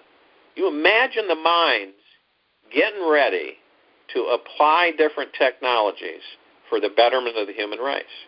Some of it they'll say, these folks over here have this going on. It totally blows ours away. We want to do what they've got. Period. And it'll work out. See, because it'll eliminate a lot of technologies that are redundant or that are outmoded that aren't needed anymore. And so people can get together and work through it and work in a unified basis. It's so exciting. It's just it really is just really motivating. Really motivating. You can't tell I'm not excited about it. I go on and on and on. I know. That's okay. We know. We can feel your excitement. Yeah. So the next question said, well, if we humans have this healing technology, why would we need to go on ships or to enter Earth per Sheldon Idle's information? Well, there's an emotional adjustment that humankind has to make, and the emotional adjustment hasn't occurred yet. And with the emotional adjustment, humanity is going to need help. And it's going to need guidance to understand things. And if they don't understand things, it's going to be an absolute disaster. So the aid and assistance with the mentors and the crystal light chambers is to get us adjusted to this massive, for all intents and purposes, evolutionary shift, change, ascension, whatever you want to label it. It is a new life. It's a new earth. It's a new existence. It's new technologies. It's just it's all new. It's different. So when you have that massive of a change for billions of humans, they need help. You need help. There isn't one totally enlightened human being on planet Earth. All right? Couldn't stand it. They have to have a number factor of at least 1,000. Jesus had 1,000. Okay? How do I put it? A consciousness level. And the consciousness of the planet has been rising through the years. But when you have this massive of a change take place, and there's a lot of people that don't like change. And, they might talk about this, and they might address it, and they might say, well, this is really great, and I'm feeling the energies. Yeah, you haven't seen anything yet. And it's just about on us. And so I'm not talking about fear. I'm talking about elation and jubilation for this transition.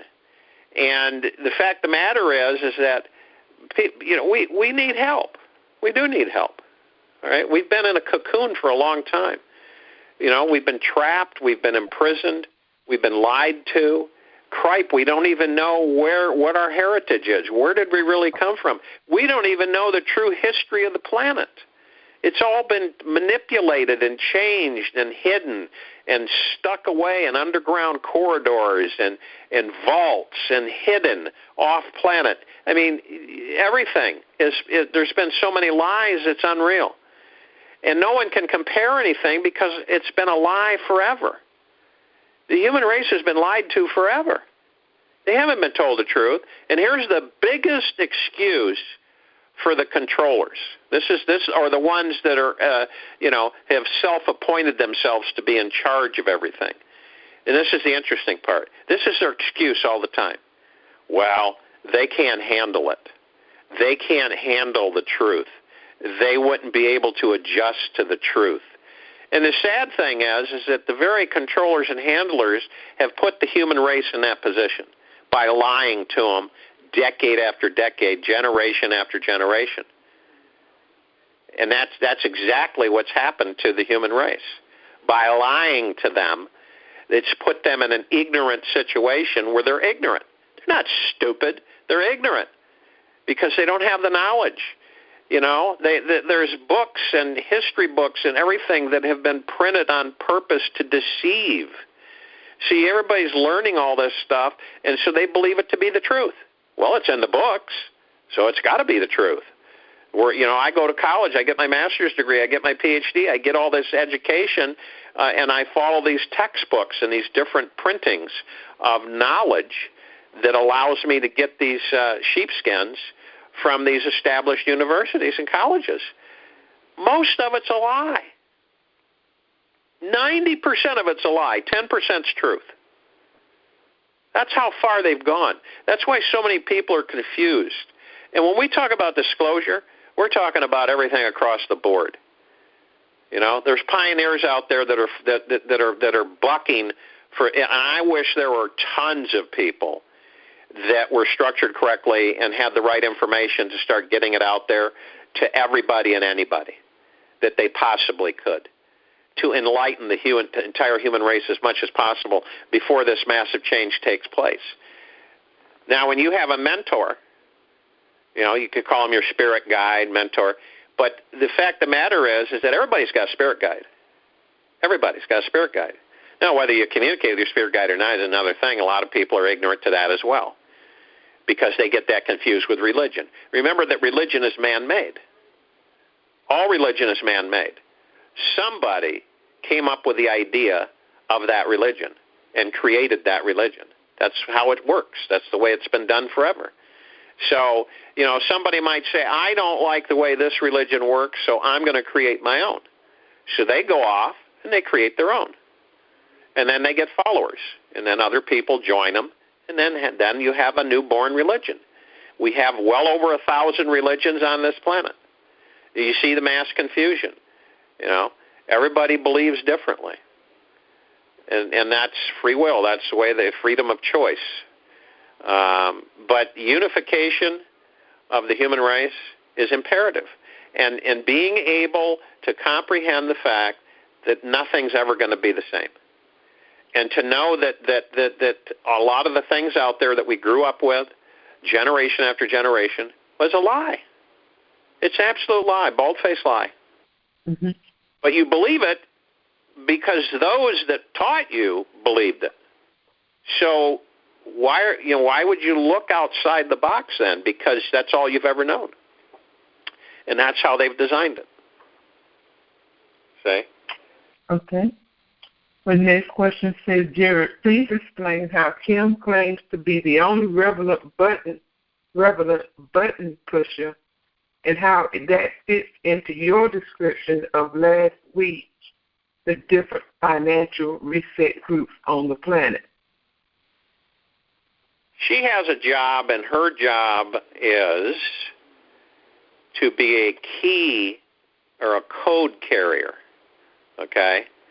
And she's better equipped to tell the history of it and everything. I know bits and pieces of it, but she's a code carrier. She carries the codes.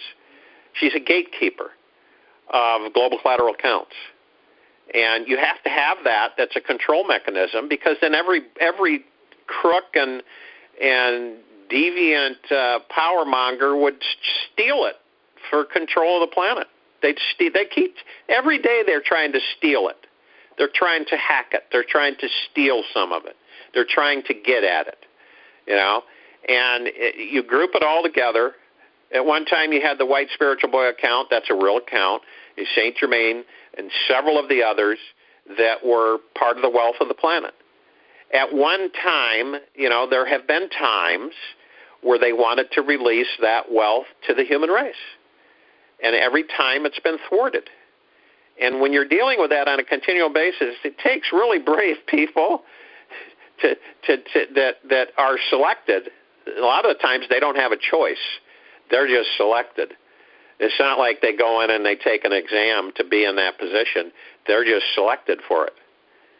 And that's what they do. Doesn't mean they hate it, but that's what they do. And their job is to protect the world's wealth.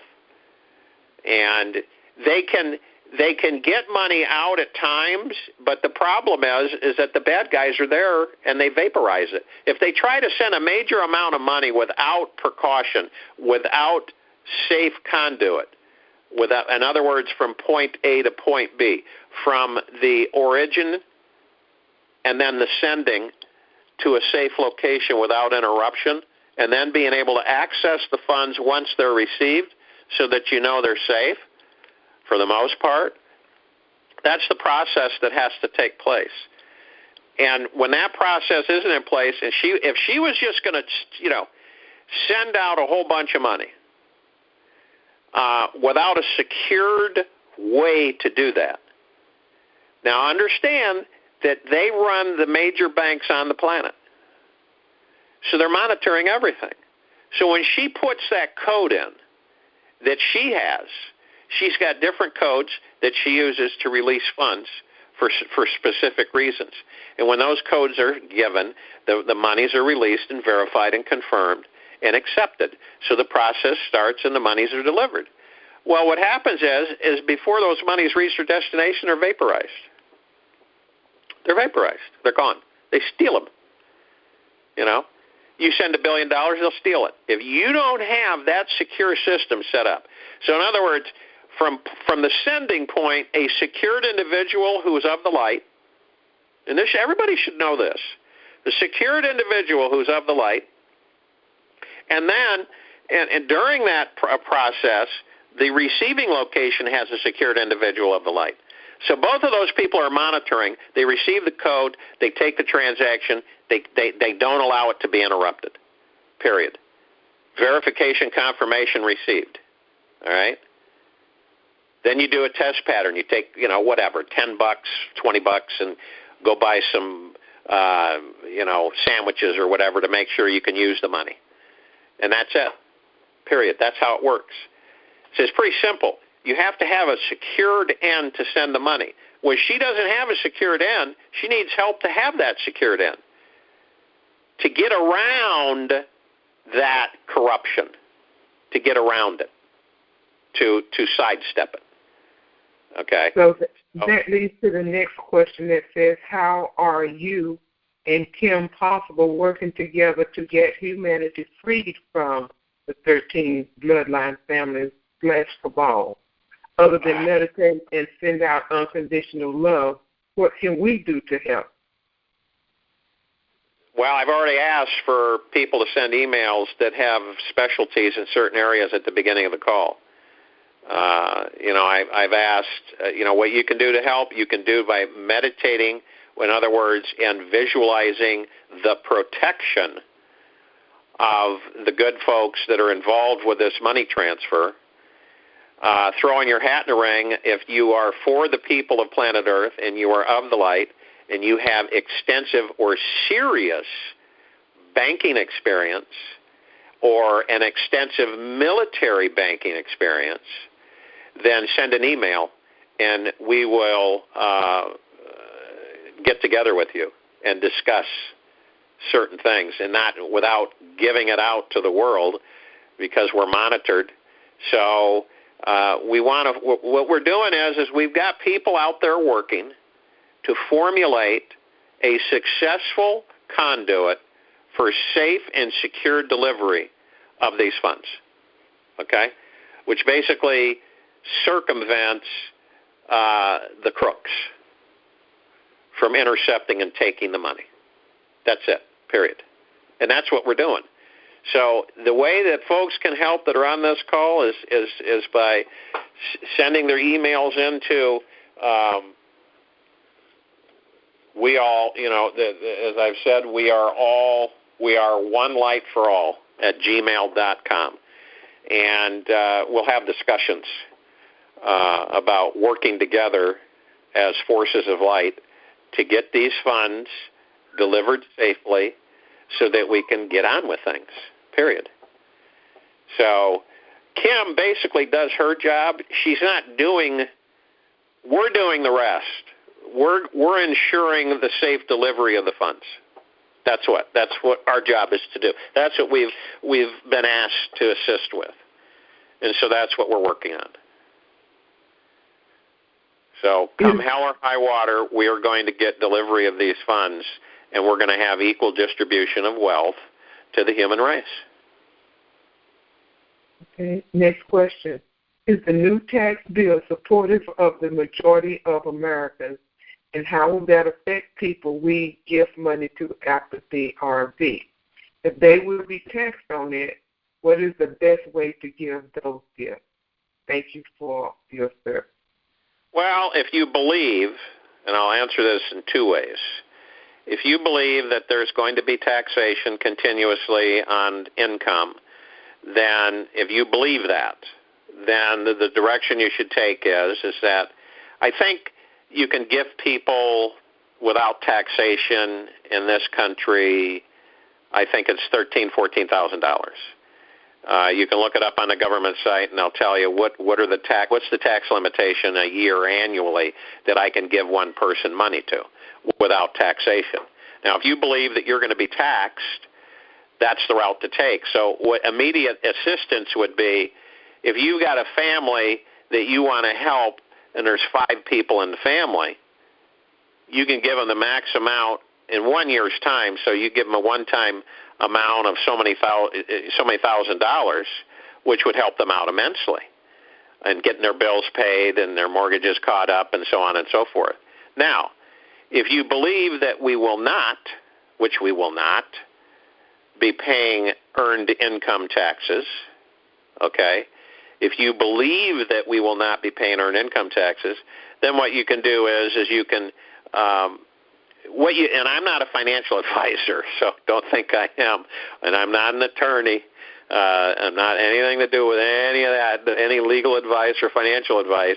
But what I would do is I would set a trust up for people. You set a trust up, and that trust with a trustee manages the money that's put into it and is given instructions to pay that person so much out of that trust on an annual basis, a monthly basis, or whatever, however it's structured.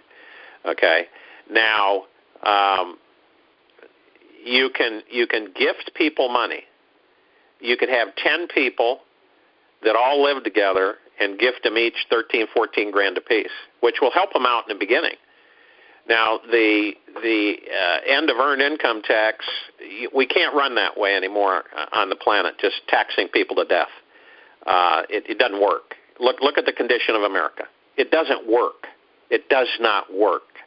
The 60% of the taxes that the American people pay every year go to London. Right? They go to London, the Crown pocket, and then it ends up at the Vatican Bank.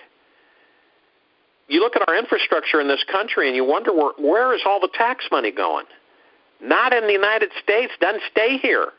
It's routed out of the country. It has been ever since they were illegally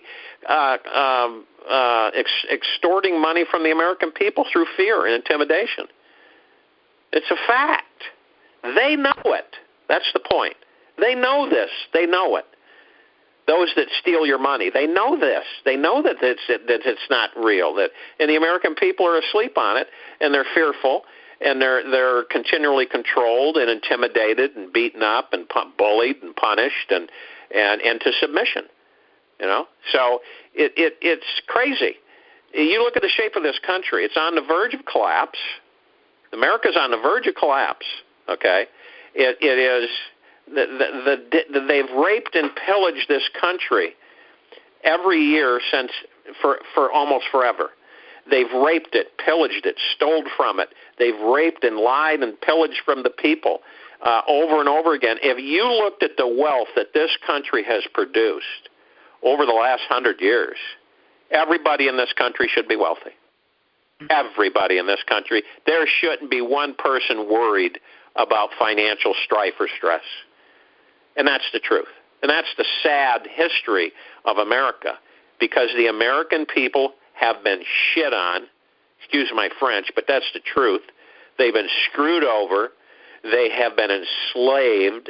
They have been lied to. They've had their country stolen and ripped away from them. They've had a government that parades around like they're higher and mightier. They all become millionaires after they leave office. And it's because of the fact that they've sold out this country. They don't care about that. They don't care. You know, we want a republic. We want a republic for the people.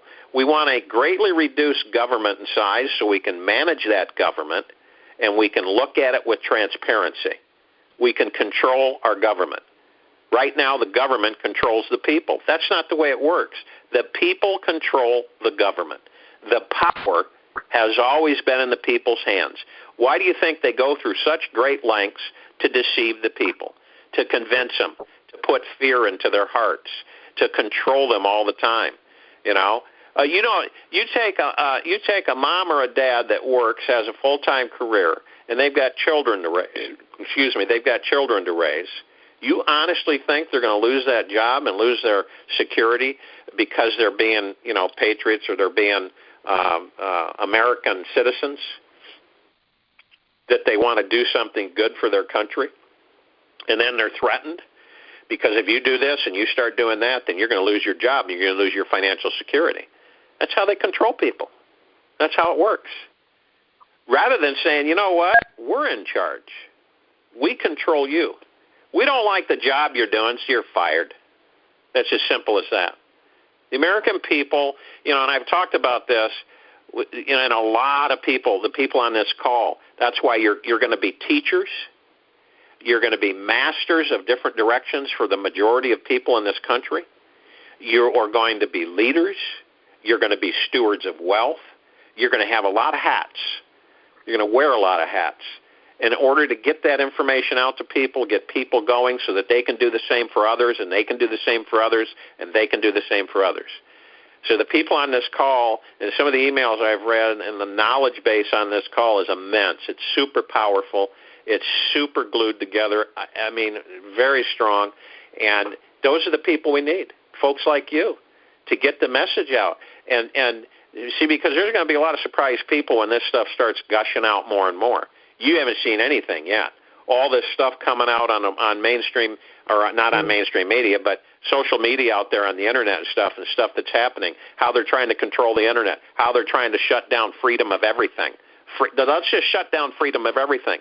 That way we can compartmentalize everybody in the country so they'll never know what the truth is, and we can keep control of everything and everybody. It's slipping away. That's why you see all this craziness going on. That's why they're at a mad rush to control everything, because it's slipping away from them. And they can't. There's nothing they can do about it. They're trying everything to do. So the only thing they can do now is try to blow up the planet. You know, I'm going to take my toys and go home attitude. If I can't have this planet, and I can't keep the human race enslaved, and I can't control all the power and the wealth, then no one can, and we're going to blow the planet up. And that's their intent. That's where it's gotten to right now. And they're not going to be successful at blowing the planet up. The meditation and prayers and the holographic energies and imaging that's going on this planet is immense. And it's wonderful because the human race is waking up collectively. And some people are woken up, but they're kind of groggy, and they're cleaning, rubbing their eyes and just letting the sunlight slowly filter in.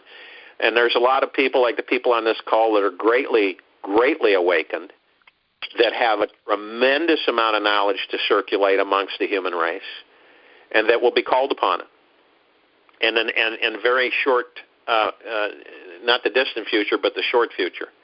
So people are going to be called upon doing a lot of things. Adjusting, acclimating people. People that thought you were nuts are going to start coming to you and asking you for advice and direction, because they remember you saying things in the past that they rolled their eyes at. Say, I got to get in touch with that so-and-so or something, because they were right on the money. All right? We got a lot of changes coming. It's imminent.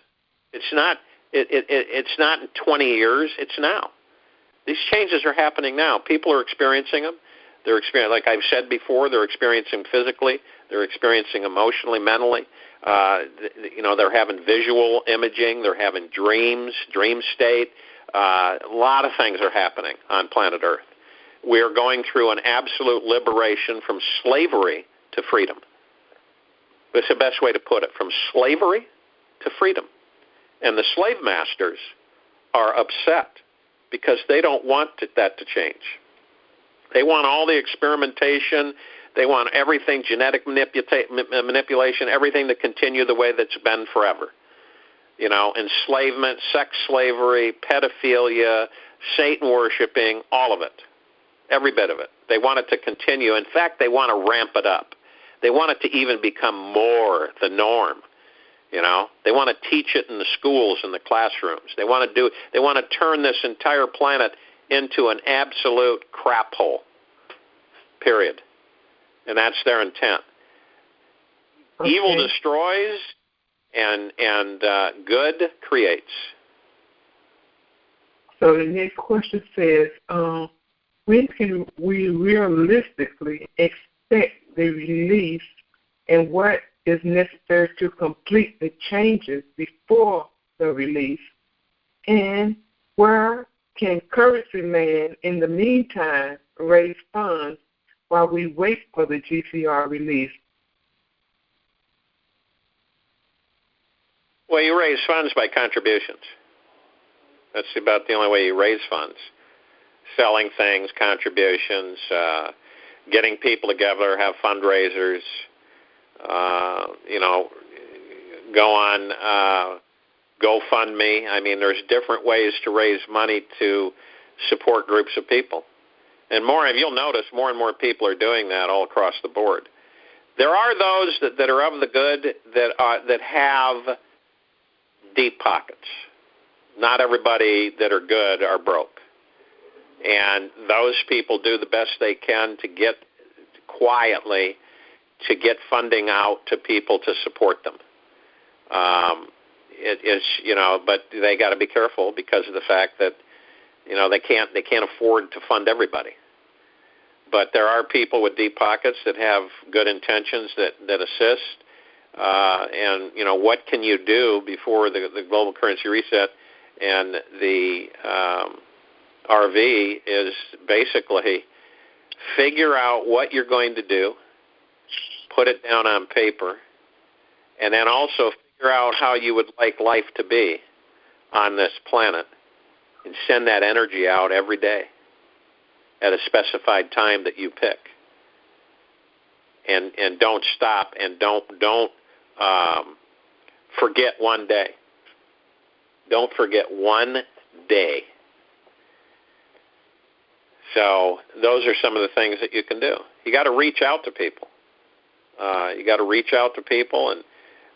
don't second guess people, and give people the benefit of the doubt, and figure out ways that you can sustain yourselves by asking. You never know until you ask, and people should ask. And not be disappointed with the answer, and don't take it personally. If you ask someone, can you afford this, or can you afford to assist me or help me? Okay. Because we're all out to take care of each other. We're all out to take care of each other. Some have less than others. Those that have more than others, that are of benevolent energy and would like to figure out a way to help people, send the email to that email address, and we'll figure out something to assist people. There's all kinds of avenues and things that we can put together. And that email is We Are One Light. What is it? We are one light. We are one light for all at gmail.com. We are one light for all at gmail.com. Thank you. So you're listening to Real Truth call from realtruthuniverse.com. Now, and this is Jared Rand speaking. Okay, so the next question for Jared is, Jared, everything you say is interesting, but what about everything that is written in the Bible and the book of Revelation? What are your thoughts on the Lord Jesus? I live in Florida. If it's going to flood, how would I know? Is my family going to ascend with me, my kids, husband, mother, all other Christians? Thank you. And God bless you. Boy, that's loaded. Okay, to address the Bible, there's several versions of the Bible. I will say this. There are several versions of the Bible. Not all of them are truthful. It's the best way to answer that. There are several versions of the Bible on planet Earth. Not all of them are truthful. Jesus is my pal. If you want to know my feelings about Jesus, he's my pal. He's my friend. He's my buddy. So I think that answers those.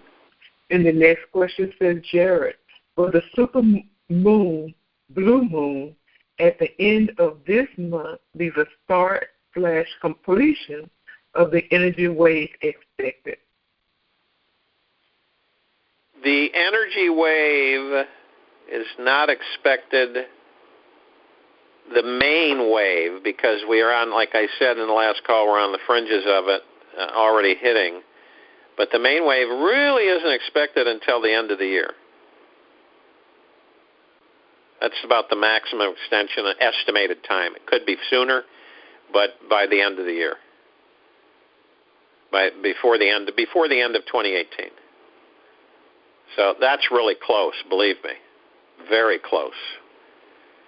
So,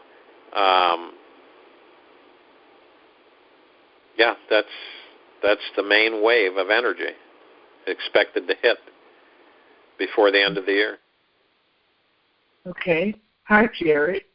With the whole TVA debacle, and now that Heather and Randall, I think they're supposed to be cases, have been dismissed, do you think we could get those funds released to us before the RV? That's a possibility. They're working. All that money belongs to the American people. That's the bottom line. Okay. When you look at a human being as a commodity, and from birth you inherit that commodity, and then you trade that commodity throughout their lifetime without their knowledge. Okay? You just take that picture. You take a commodity, a human being, which the controllers of planet Earth look at the human being as a commodity, as a thing to make money and control. So when that commodity, that human being, is born, they are then taken into control by the controllers of planet Earth. They are then certified as a commodity through their birth certificate, certified birth. They are taken into the custody of the state, and then they are traded forever. The trade proceeds go into an account and collect, and they use those trade proceeds for whatever they want, however, and whenever. And now, and then in addition to that, I said this before, there's $1 million life insurance policy on each commodity. So what you really have is you have a money machine created by each commodity at birth, which is each human being. None of them ever knowing about any of this, ever, period. Without their permission, without their knowledgeable or coherent permission on any of it. So they're never informed about any of it. And so all that wealth and all that money, they are traded just like any other commodity, like pork bellies, gold, exchange, across the planet.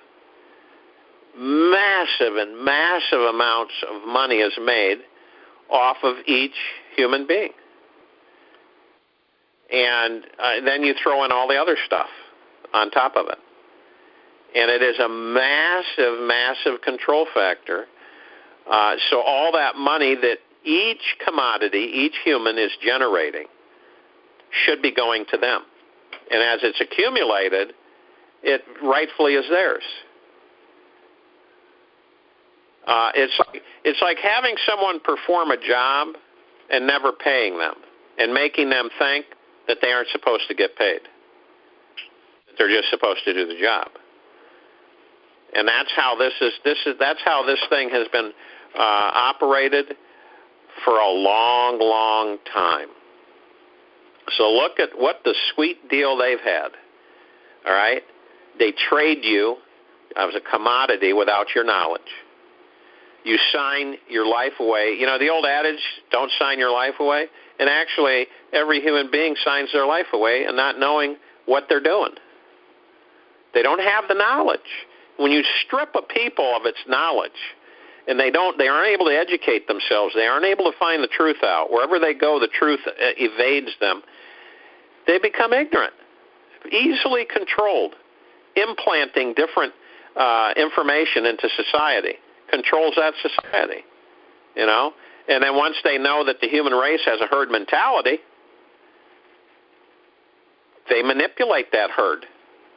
They want that herd to jump off a cliff. They've been able to get that herd to jump off a cliff throughout history. They want that herd to go to war with itself. They can cause that herd to go to a war with itself.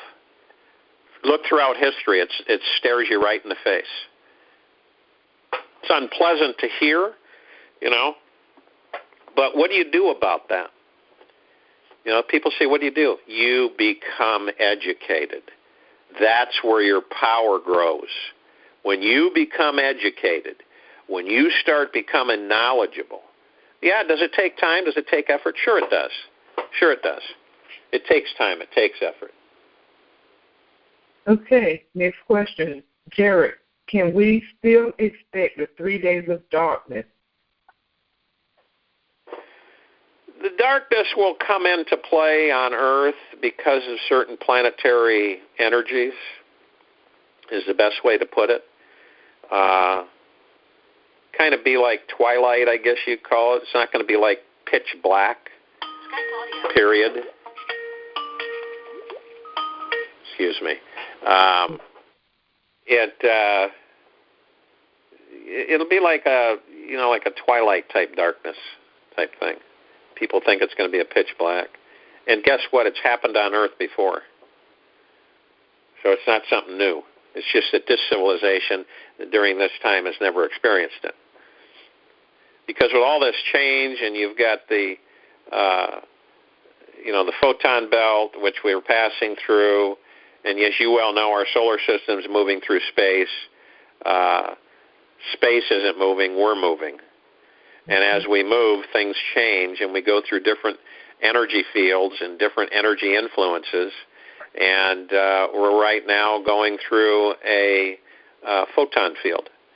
And the central sun, the galactic central center, the central sun of the galaxy, is sending out a beam of energy wave that is going to be hitting us. And that's the wave that we're feeling right now. And that's why all this stuff you're seeing, all of this stuff that's coming out, all of this exposure, and then everybody's going to find out about E.T. and how many there are and how many civilizations there are and how many are on Earth, and that's all going to be exposed and revealed. We've got to clean the mess up by becoming complacent and not knowing that you've been dumbed down and made ignorant to a lot of things because of people trying to make it like, well, don't worry about it. Go about your business. It's no big deal. Don't pay any attention to it. It's not affecting you. In reality, everything they're saying is a lie, and it is affecting you. But they figure everybody's a herd, so they just herd along. Just hurry along. This doesn't concern you. Militarize all the police forces on the planet and make everything a police state, army, intimidation. Winning through intimidation. Intimidate people. They'll listen to you.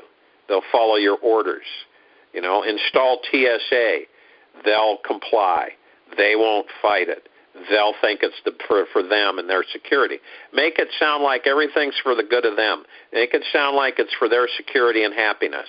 And they'll accept it. And they'll follow it. They might bitch a little bit. There might be some cantankerous ones. But for the most part, they'll accept it and they'll go along with it. See? And that's what they want. They want that. And that's how they control it. And they know if they can get the human race to think a certain way, they can do anything they want. They get people to believe. That's why they have their talking heads, that they control all of it. So they tell people how they want to believe. They get those people and they brainwash them. Those TV sets are sending out frequencies, I'm telling you right now, and they control people. They literally affect their brainwaves. And so they're just mesmerized and drawn to it. What does it accomplish? Does it accomplish anything? Not for them. When they can be paying attention to their country, and you can't pay attention to your country by watching the news. It's not going to tell you the truth at all. It's only going to tell you what they want you to hear, what they want you to believe. And that's the fact. And I'm sure a lot of people on this call know that. They know it. So they're affecting change. They're literally affecting change. Okay. Next question for Jared. Thank you so much for dedicating your time to us and help us through this shift. My question is, how is the educational system going to function going forward, particularly regarding college students or college attendants?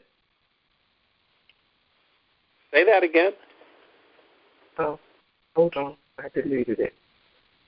How is the educational system going to function concerning college attendance?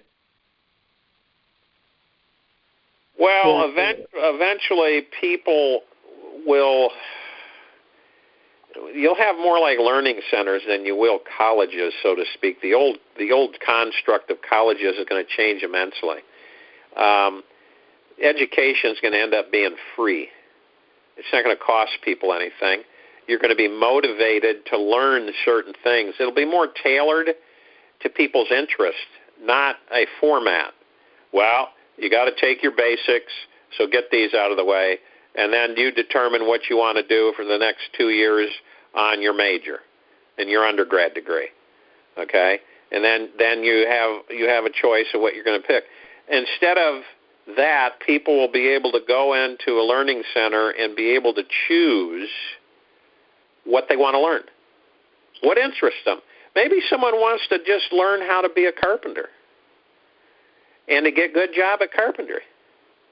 So they go to a learning center. They have a department just on carpentry. They have educational format for carpentry and all that goes with it.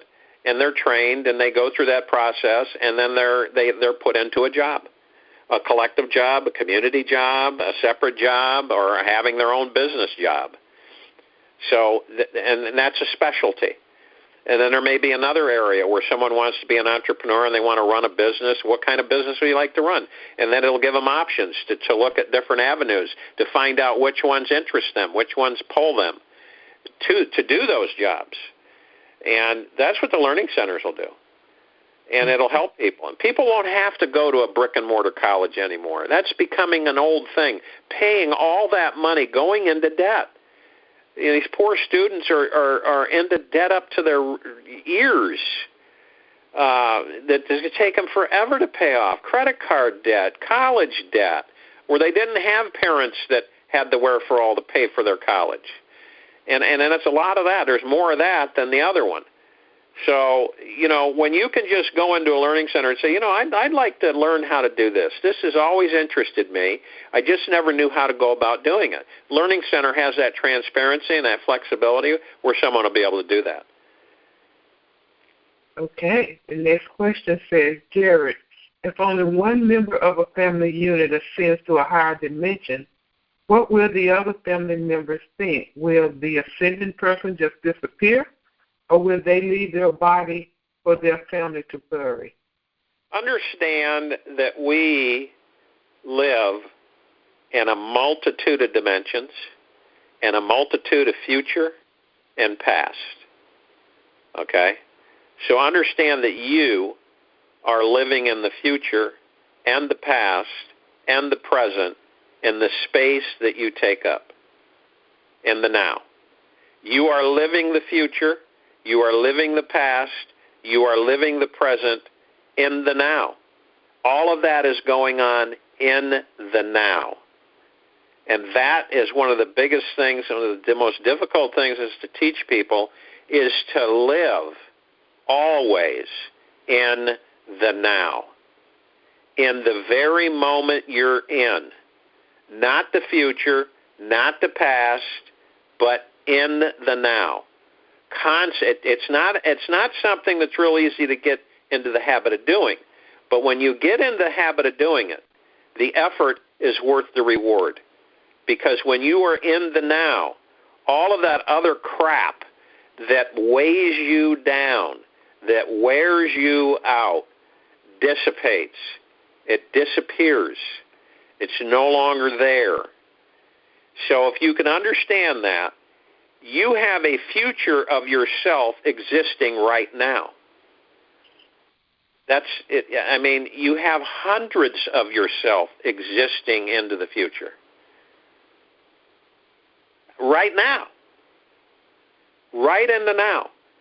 So whenever I've sat down and talked with folks and given them any kind of insight that they're looking for, I always say, live in the now. And they go, what do you mean live in the now? Don't live tomorrow. Don't live yesterday. Because look what happens when we do that.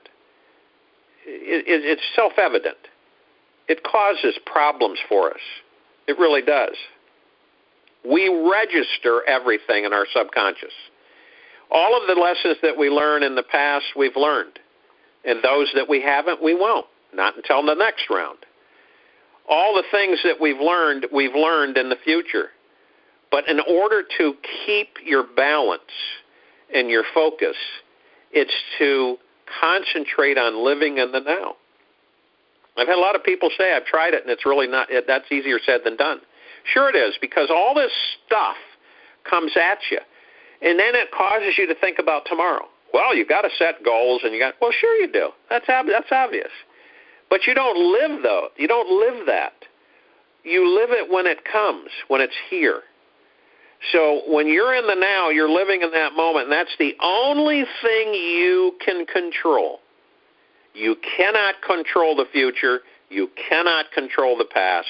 You can only control the now. And once you start understanding that, with everything in life, just about, you start understanding that. So you get under the habit of saying, what can I control right now? What can I control right now in my life? I can control right now the things in my life I can control. What's happening right now. If I worry about yesterday, it accomplishes nothing but energy expended. If I worry about tomorrow, it accomplishes nothing.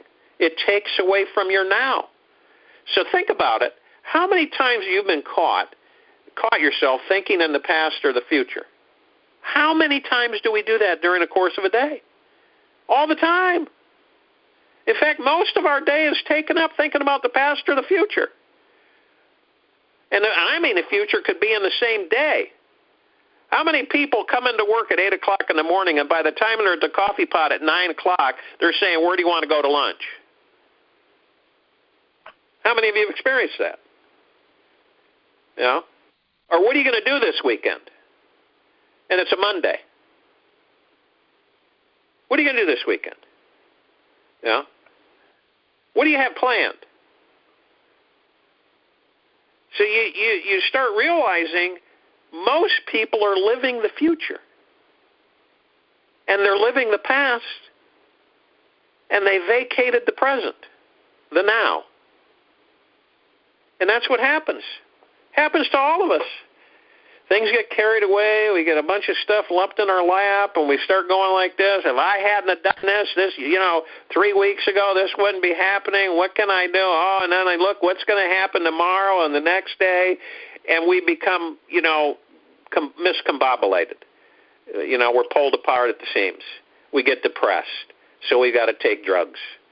We have anxiety, so we got to take drugs. If you aren't honest with yourself, you can't be honest with anybody else. If you don't love yourself, you're not going to love anybody else, no matter how hard you try.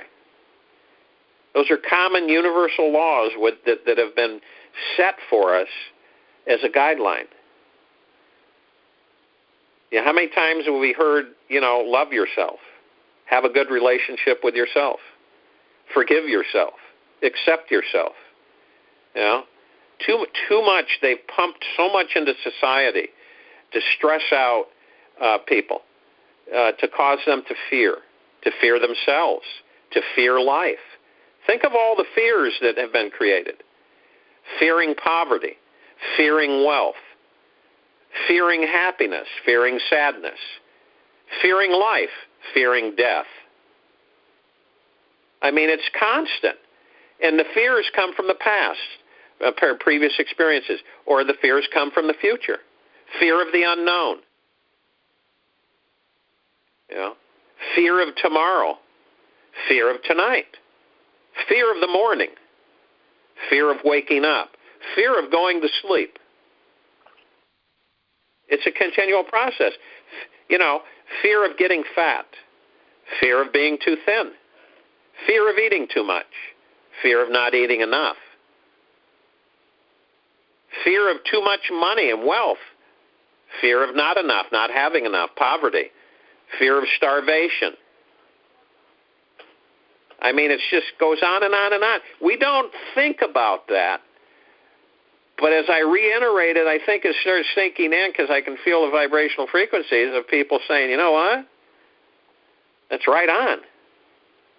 But the key is to take all of that out and to say, how am I going to concentrate on the now?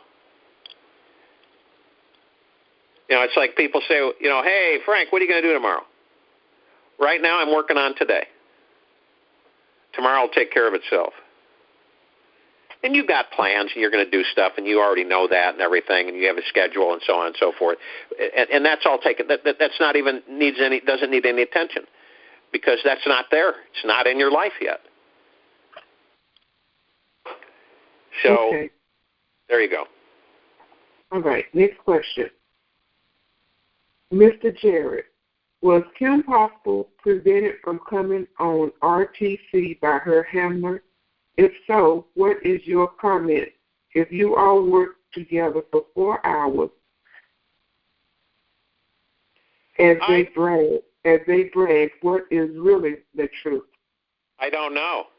That's a good question. I don't know what the circumstances are and why Kim didn't show up for this call. I'm very disappointed. I have no idea. She could have had an emergency, so I'm not going to judge that until I find out. But it is very disappointing. It's actually embarrassing. I had a good conversation with her and invited her on the call and told her what we wanted to do, and she seemed to be very relaxed in agreement. And told her when to be there Eastern time, and she never showed. And I called her and got her voicemail. So don't know what happened. Hopefully I can talk with her. Or, it is disappointment and it is concern. Yeah, I do have concern about it because I wouldn't have done that to anybody. When I commit to somebody that I'm going to do something, I do it. So I'm not a happy camper about that. Okay. Next question. Jared Rand. I would like to know when the power energy boxes will be released. They're in a warehouse filled from, it's about a 300,000 square foot warehouse. They have been there for several years. We are waiting for certain situations to clear up to introduce them to society. And when I mean by certain situations to clear up, I mean influences of the bad. So that's always the way that, we have that situation. Eventually that'll be out of the way so that we can flow freely. That's about the best I can do. And we plan on getting those out yet this year. We don't know if we'll be successful, but that's our plan. Okay. Quick question for Mr. Rand. Who has the authority to release the 800 number, not a code? See, in the beginning, there wasn't anything about 800 numbers. About 3 years ago, maybe going on 4, I talked with a fellow who approached me that said that he was contacted by a group of folks that were orchestrating the global currency reset, and that they wanted him to start help to set up and orchestrate exchange centers. And he was informed and gave me information on a continual basis, and then eventually wasn't able to do so because of confidentiality. And so they decided that would be the best venue once the money is safely distributed to the proper locations, is to have people call in and get appointments set up to have their exchanges done. And so that's how the 800s, at least that I was told, on how they were formulated and came about. In the beginning, none of that was that was even in there. But, things were leaked out and so on and so forth, and fortunes were made off of currencies, and, dealers got wealthy, and all that stuff went on, and rumor mills started, and all kinds of stuff went on, and, it just kept building and building, and then enough people got involved where they said, there's people. The currencies revalue and become more valuable, and when they become more valuable, you make money. That's it. Those that keep an eye on it make the most money. Those that don't pay much attention to it, really, don't make as much money. But if you look at the international currency rates on the planet, and you look at the Forex, and you see people do day trading all the time on currencies on the Forex. And you look at that, and you see currencies go up, currencies go down. You have day traders, and you have people that spend their lives doing that, making that for a living. And when a currency goes up a couple of pennies, you can make several $1 million. And when it goes down a few pennies, you could lose several $1 million. So if people would only look at the currency exchange process, and the mother lode is the gold standard and the revaluation of the currencies, because the value of those currencies are going to go up. That's common sense. That's not somebody circulating a lie or anything else. It's common sense. So how are currencies, how were they ever based on anything anyway? You know, was there just, the value comes from the countries. And so then they started global collateral accounts, and they started all this wealth building that went on for thousands and thousands of years on planet Earth. Unlimited wealth. There's basically unlimited wealth on the planet. And currency really doesn't mean anything because it's what the currency represents. The currency represents the wealth. The wealth is the hard assets. It's what the human race believes is of high value. That's what it's what humanity believes is of value. If they think gold's expensive, then they say gold, silver, platinum, the rare earth metals, the gems, all of that, in-ground assets, oil, different commodities that those countries have available, and how valuable it is to the international trading market. And that's how you get international trading and your currency supported by hard assets so that you can do international commerce. So you don't produce something, but you would like this country to give it to you. Well, that's how it goes now. But when the replicators are full swing and being circulated on the planet, you'll still have international trade and commerce, but you'll be able to get just about anything you want from the replicators. Mm-hmm. So that's why I'm separating the change, because things as they are right now today aren't going to be what they are. That's not going to be the way it is in the future. It's just not. Everything changes. Everything that you know today is going to be gone. It's not going to be the same. We're going to have, everything's going to be different. Whatever you want, you'll be able to get. All right? There won't be massive manufacturing facilities. They'll be gone. They'll be repurposed, turned into parks, whatever. It's like vehicles with tires. How ridiculous. Absolutely idiotic. Vehicles with tires. When we should have not had tires, and all the pollution that those petroleum-based things are, especially when you burn them or try to recycle them, it's just absolutely crazy. They wear out the roads. Then you have to build, you have to repair the roads. And everything's petroleum-based, petroleum-based, petroleum-based, petroleum-based, petroleum-based, petroleum-based. So you get society relying on the petroleum, and then you say, well, we're running out of petroleum, so it costs more. And everything else costs more. So it's just interlinked, interconnected on a continual basis. So what do you do for the freedom of humanity? You bring in technologies that frees the human race. Instead of going to the store or going online to get something, you use Replicator. You just voice command it. I want this. Bling, there it is. It also eliminates the massive amount of land being used for food production. Won't need it. Won't need that. Replicator will produce the food that you want out of the plasma energy. Soil's plasma energy, planet's plasma energy, your plasma energy, the universe plasma energy. Everything's plasma energy. Banana's plasma energy. Apple's plasma energy. Your boots are plasma energy. Your car's plasma energy. Everything. The whole 9 yards.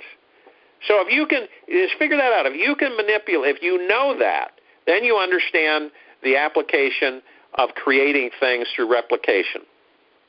It is an energy field of atom molecular structure that is reformulated to create what nature creates anyway, but in a very short period of time. I mean, come on. There are companies on this planet right now that have researched and are successfully researching.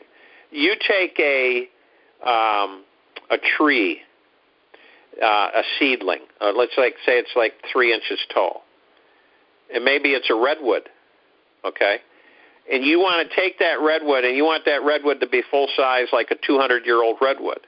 So guess what? You put a time bubble around it. You engage the time bubble just around that tree, and the next thing you know, within seconds, you have got a 200-year-old redwood. Now imagine the implications on that technology. And then It's like I've said, people want to do organic gardening. They have to do organic gardening, but we won't use anywhere near the amount of agricultural crops and land that we do today. And all the labor involved and all the pesticides and chemicals used, all that garbage, it's just to make money, basically, while it destroys the ecosystem and the environment. And here's the future. Here's kind of like if a human being or, any being on Earth follows this rule: do not harm others, do not harm the ecosystem or the environment, and you're good to go. Follow those rules, and you're good to go. Break those rules, you'll be punished. Look at how simple that is. Not a bunch of regulations, not a bunch of garbage, not a bunch of book learning and all that stuff that they put everybody through. Just as simple as that. How could you get that wrong? You can't. That's the point. And the society we're heading towards, that's what you're looking at. That's what we're looking at. That's the kind of life. A life where you are almost stress-free. We still have stresses because of the planetary energies and stuff, but for the most part, you won't be anything like you are today. And I've said this over, and I'll keep saying it. Your health, your energy level will be different. Your health, you won't worry about diseases and your body breaking down. You won't worry about lack of food, lack of shelter, lack of money. You won't have any of that. Running out of water, running out of this, running out of that, getting lack of. Someone blowing the planet up. None of that will be there. And we'll all work. And people say, well, that's just wishful thinking. No, it's not, because that's where we're headed. Well, the next question says, hello, Mr. Rand. I would like to cut to the chase. Last week you answered a nice latest question on when we can expect our RV to happen. You answered in less than a month. Is that still the case, and is that this month or February? Thank you for your time. Well, when I talked last week, I said in less than a month, and that's still a possibility.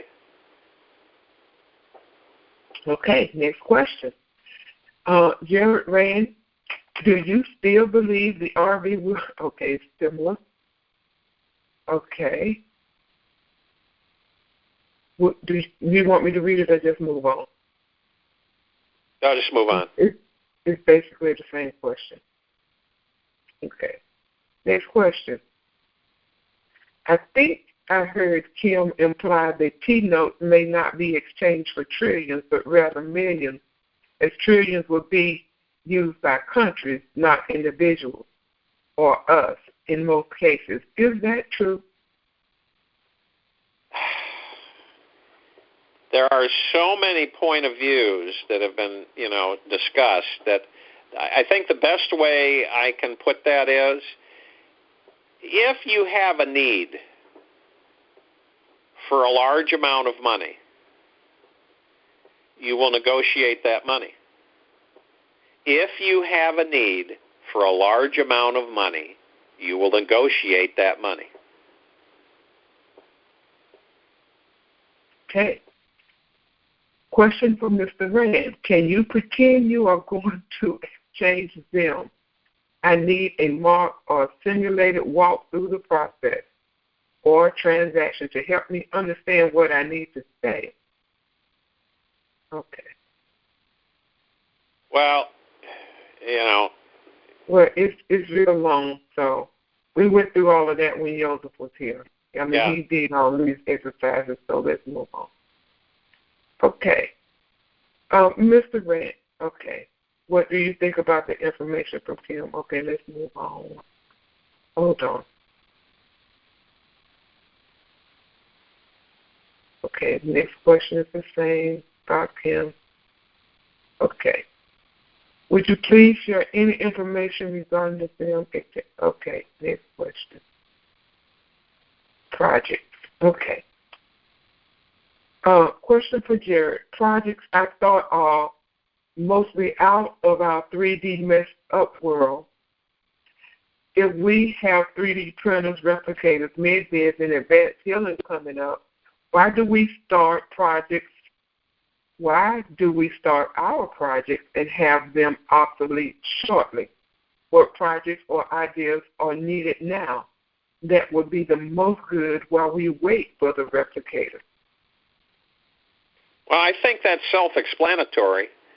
If you look at the current technology today that we're working with, and you work your projects according to that technology, we're looking at future happenings of new technologies being introduced to the populace, which takes a while.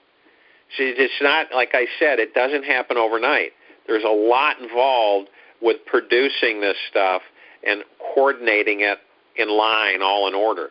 So you look at the current technology format, you look at the projects that you've laid out, and you follow through with those projects. When the new technologies come out and we have them readily available, you can then replace certain things with those projects with the new technology. So it's almost a seamless transition.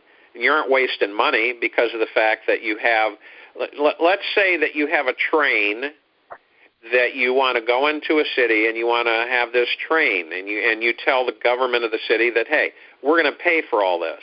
And they say, that's great. So you get the layout and you get all the municipality participants involved, and you get the layout and the design mechanism and the materials and the labor and all that stuff. And then as you're doing that, you have another technology that's available. And you say, well, we don't need a maglev train anymore.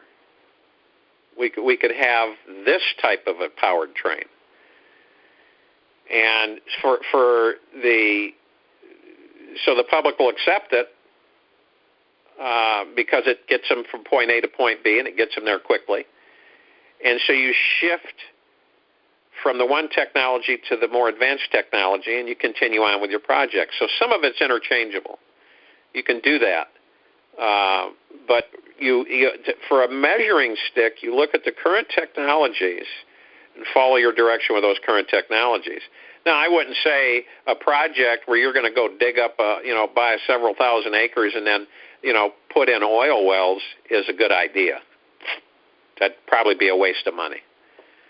Or a hydroelectric plant, or a steam, a dam, or steam generation, stuff like that. I think that'd be a waste of time. This whole technology, or starting a tire manufacturing facility, or manufacturing widgets that are 30 years old, but they are still needed in with different products, or manufacturing cars. Project that does that, unless it's an advanced tireless type of propulsion system that gets you from point A to point B in a matter of seconds. So, okay. Okay. All right. Well, the next question is birthright question. Jared, with the new republic, will the governing body protect the rights of the sovereigns and rescind the SQV trust attached to each, thus returning our equitable beneficial in our estate? If not, what do we have to do to sever this fraudulent lien against us to get out of bondage? Oh, that's a long question. I'll just summarize it. What you have to do first is you have to declare yourself your own human. You have to declare yourself. You have to strip yourself from the control of the states and the corporation in D.C. You have to remove yourself and become your own man and woman. So you become American states citizen instead of a United States citizen. You have to remove yourself from the system. The American people have to wake up and they have to start educating themselves on how to do that. Not everything's going to be done with the Republic. I mean, the Republic exists. It's not the new Republic, it's the Republic, and it exists. And there's good people in it that really care for the well-being of the American people. And, the Reformation Act will be in full force here very shortly. And there's a lot of things people don't know. There's a lot of things that people think they know. And no matter what you're in charge of or what you control, there's a lot of things they don't know. They aren't privy to. No one knows everything. No one is privy to everything. The only one that is privy to everything is our Creator. Okay, next question. That's excellent. Hi, Mr. Rand. Thank you so much for taking our question. Who or what group is responsible for the chemtrails? Why is spraying chemical warfare on humanity still allowed? And who or what can stop this madness? Well, who can stop the madness are the people, number one. Everybody always thinks that there is this savior. There's a savior involved somewhere that's going to save us all. That's a big mistake. We are the saviors. We are the power. We really are. And we have nothing to lose at this stage and everything to gain. So becoming assertive and respectful to human life, the reason these chemtrails are continuing is because there are some bad factions in the military that refuse to stand down and will be stood down. And the spraying of the human race like they're a bunch of bugs will cease to exist. And then we'll be tasked with cleaning up the mess. The Morgellons diseases and all the skin problems and the respiratory problems and, plant problems and animal life problems and, all this stuff that's created. It's meant to create chaos on earth. It's meant to create pain, sorrow, and anguish. They live off of it. They love it. The more we're in pain, the more we fear, the more angry we get, the higher they get. It literally inhaling that off of us. That's a fact. That is an absolute fact. Mm-hmm. So it's like we're like a bunch of farm animals that they harvest for them to feed off of. Period. How close to that statement is Jupiter ascending? So close. Oh, absolutely. Absolutely. Mm-hmm. You want to watch a movie, watch Jupiter Ascending. It'll tell you a lot about it. Uh-huh. Okay, next question. Dear Jared, will the animals, both domestic and wild, be taken care of? We are seeing more and more animals having cancer, something we've never heard of growing up. Weird diseases such as PDD for birds that wipe out an entire flock. Can they be treated in the med-bed? Thank you, and God bless you and your family. There will be a form of technology that will heal animals. Period. Okay. Eliminate their diseases and problems just like humans. All the diseases on this planet were engineered, guys. Earth was meant to be an Eden. It wasn't meant to be what it is right now. And it's up. All of us are here at this time to affect the change. No one is insignificant to another. No one. I don't care who you are. No one is insignificant to another.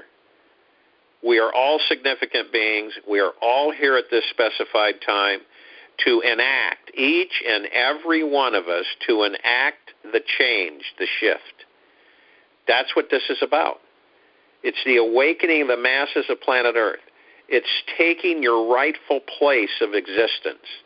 It's saying enough's enough. No more of this. We will not tolerate it. We will not tolerate your bullying and how you've mistreated us. We no longer are going to stay asleep. We're now awake. And now we're affecting change. And unbeknownst to many, the change is happening right in front of them. Look at what's happening in D.C. Unprecedented in the history of this country. Unprecedented. All the things that are taking place, that are unfolding right before your very own eyes. Mm-hmm. If you can just see it with clarity, you would be so excited because it's a massive awakening of humanity. People just aren't buying it anymore. Mm-hmm. They aren't buying this stuff. They're saying enough's enough. We don't like this. We don't like how you're treating the human race. We don't like this anymore. We don't care about war and bombing and killing and raping and pillaging and thieving and deceit. We don't care about that anymore. We want peace. We want peace on a planetary-wide basis. And we want to know what the heck's going on, period. We are no longer going to be kept in the dark. Right? Mm-hmm. If there's 900 species of civilizations, we want to know about it. Mm-hmm. You know? Okay. So, very good. Next question. Mr. Rand, I've been in this community for nearly a decade. I've come to understand that the system has been slowly evolving to a benevolent system that wants us to have this money. And I am of the understanding and belief that everything is now snapping into place rapidly. Kim is a late entry that has brought a lot of fear, doubt, and perception that an evil opposition is going to block us unless we circumvent the system. We've experienced this with the PDA fiasco, and this feels a lot like that. Your thoughts, please. Okay. I'll give everybody an understanding that I think that they can absorb and contemplate.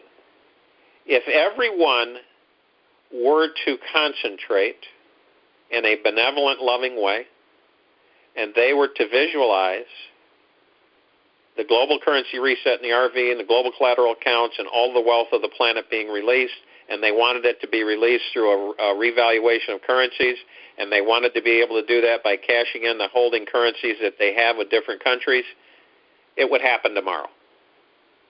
That's a fact. The problem is orchestrating that has not been successful. Distraction. That's the problem, folks.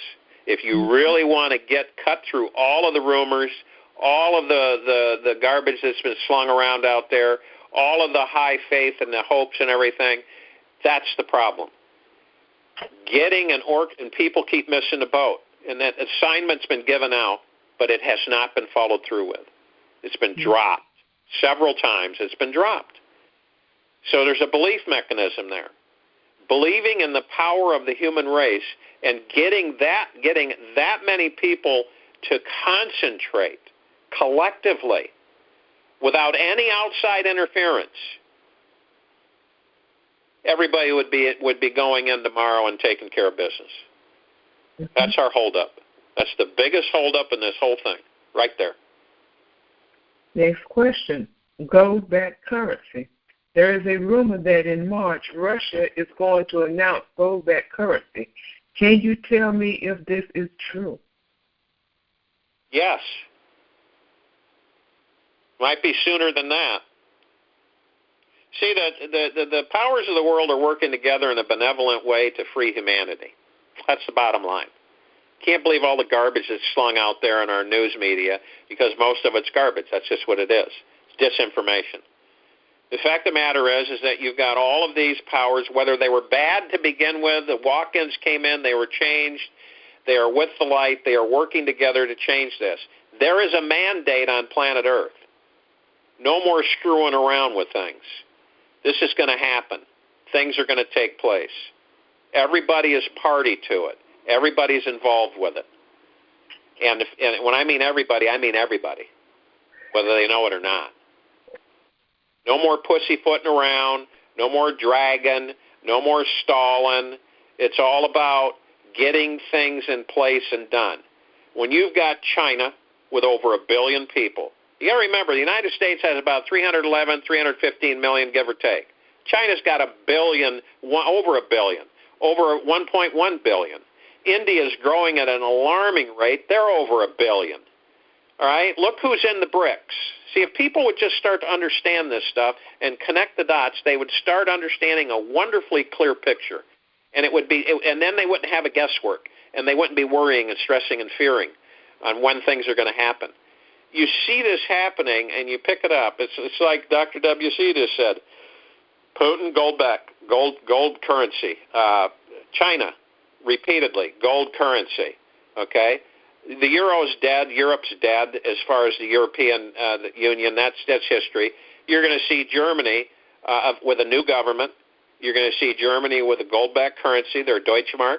You're going to see regionalized currencies again. You're going to see regionalized banks across the planet. You're not going to see these massive, overpowering, corrupt, controlling financial institutions. They will not exist. They won't have an opportunity to exist. And that money will become fluid on the planet. It will be transparent. There won't be any corruption. And if corruption does surface, it will be nipped in the bud. That's a fact. There's no room for that to be massaged around. That's what's going to happen. And then once the wealth has been equally distributed upon the planet Earth, the monetary system will then begin to fade out because everybody will be well off. No one will be worried about money anymore. It won't be something that everybody wants because everybody will have it.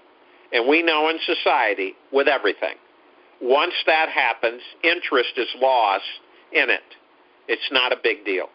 Egos can't be stroked anymore. Theft won't occur anymore because everybody will be well off. You know, drugs won't be an issue anymore. They won't be needed. They won't be a thing. But if you suppress a civilization and you keep it enslaved and you have nefarious leaders that have selfish reasons to control, mortify, and put fear in the people, that's Earth. There's other planets like Earth that have the real dank pithiness of slavery. And that's all going to go. There's no room for it. With this wave heading, it's going to change everything. We're taking our rightful place in the galaxy. We're taking our rightful place as free human beings. We are going to have all of these things. I would think that people should be absolutely elated. Absolutely elated. And then say, okay, if we need to fix something, let's fix it. Let's quit lollygagging around and quit talking about everything. What do we need to do to fix it? And put our minds and hearts together collectively. There's nothing we cannot do. Nothing. There's nothing. Who do you really think controls the monetary shift on this planet? Who do you really think controls it? The human race does. You guys do. Mm-hmm. Okay. Those people, these nefarious, these shadows and these people behind the scenes, they don't control it. They just have the chutzpah to get in there and shake it up and mix it up and risk their lives to get it done. That's it. But it's you guys with the power. Don't ever think you don't have any power. That's crazy. You got all the power. And it's collective, and it takes effort. It takes fortitude. It takes perseverance. It takes patience. It takes determination. But it's doable. And if you want something that much, then you're willing to put forth the effort to have it come to you. Period. That's why so much deception and distraction. Because they know that the people have the power. Keep them separated. Keep them living a lie. Mm-hmm. Keep them disenchanted. Keep them fearful. Keep them stressed. Keep them angry. Keep them depressed. Guess what? It's been working great for them for a long time. And once you find out that's their formula, boom. Mm-hmm. They can't do it anymore, guys. And I'm going to ask everybody on this listening to this, how many of you have anything to lose anyway? Exactly. Think about it. How many of you have anything to lose anymore? You don't. Look at the country. Look at what's been going on in our hands. And it's going to be in our hands for a long time to come. You guys are the masters. You're the leaders. You're the decision makers. You're the ones that shape and mold this country into the future, and that's what's going to happen. You know? Wouldn't it be nice to see a school teacher, a laid-off school teacher, become the next president of the republic? Wouldn't that be something? Or a plumber. A plumber becomes president of the republic. Or a carpenter. You know? You ever notice that with the corporation, everybody's got to be a billionaire? Think about it. It's crazy. Holy cow! We haven't figured that out yet. Here comes another billionaire. Okay. Yep. Maybe that'll be easy. Yeah, it's crazy. It's just absolutely crazy. And the amount of money it takes for anybody to run for anything in this country takes out the little guy, takes everybody out. Just about just levels this totally takes them out. Well, I can't do anything there because I sure as heck don't have the money to run for that office. Even in your local town and city. You know, there's vipers in the grass. There's sharks in the water. You know, it's all political. It's all connected. It's just unbelievable. That's not the country that we all fought for. That's not the country. That's not America. That's a police state. It's a socialistic, power-controlled state. It's a dictatorship. It's a combination of all of them. It's sociopathic. It's telling you when you have to get up in the morning, when you go to bed at night, what you're going to have to eat, what you can and can't eat, how much time you can sleep, what you can and can't buy. Think about it. How close are we to that now? And thank God people are waking up to it. They're finally waking up. Okay, next question. Mr. Rand, I have often heard you say about our prosperity, and it says /funds, that this is sent from God /heaven. Then why would one person have charge of code to release to a whole planet of people, referring to, it's a Kim impossible? No pun intended. Well, you know, here's the point, folks. This is the bottom line. If in this life we come across people that we question, the bottom line is if the person is able to perform and if they reach out and ask for help and you put together that assistance for that person to carry out their duty, like in this case for Kim to deliver funds, and they fail, you don't fail, but they fail, there's your answer. That's the answer. If a person says they're going to do something and they don't, there's your answer. We've all experienced that in life. It really solidifies things when you interact with other people. You hear other people come on the scene. Things sound, and you determine for yourself. If they perform, they answer your question of their integrity and their commitment. If they don't perform, then you question their integrity and their commitment. And that's how it works. Those are the answers for you right there. If Kim can perform with our assistance and she can do her job, it'll be known that she can do her job. And then all of the questions and the concerns from people will be obliterated. They'll be washed away and long forgotten. America has a short memory. So, and that pretty much is your answer. If people don't perform that they claim they can, okay, and yes, there's extenuating circumstances at times, but if you get a collective group of people assisting an individual to carry out a mission and a duty and a job, and they renege on that on their end, but you don't on yours, there's your answer. That person does not operate with integrity. That's all there is to it. Whether it be a Kim, a Bill, a Joyce, a June, a Mary, an Al, in any walk of life. Mm-hmm. That's what you learn. If someone's going to tell you, Betty, I will be there in the morning at 9 o'clock unless an emergency happens or they drop dead or something, that's, God forbid. But the fact of the matter is, if there's no excuse and they just decided not to show, there's their integrity. That answers your question. Yes, question. PPs, I have a question for Jared. Does he know anything about the prosperity program? Thanks. Not quite a while ago, okay, and I don't know how many people know this. The good military did exercises out in the country areas in different parts of America. They were running a test, and they were telling people. We spoke with a woman that they knocked on her door, and they came to her door, and they were dressed in military apparel. And the woman said, what are you guys doing?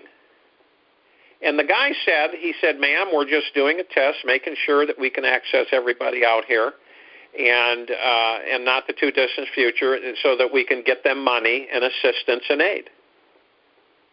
And in a not too distant future, we will be handing out checks, and we want to make sure that we can get the system running and operating efficiently. So they ran tests across the country in different parts of the country, not everywhere, informing people. And that went on. You can dig and dig, and you should probably be able to find it somewhere. But the prosperity packages first stemmed from, giving the farmers back their money and their land, and all the ripping off that went on with the farmers, and how they've been screwed, and how this bandits that invaded our country and took it over robbed their land and raped and pillaged their bank accounts, took everything from them. And did they have a legal right to do it? No, they didn't. And that's what everybody found out. When they started researching it, they found out that these bandits fraudulently and illegally stole all of this, just like they continue to do today. So the prosperity packages are for the American people.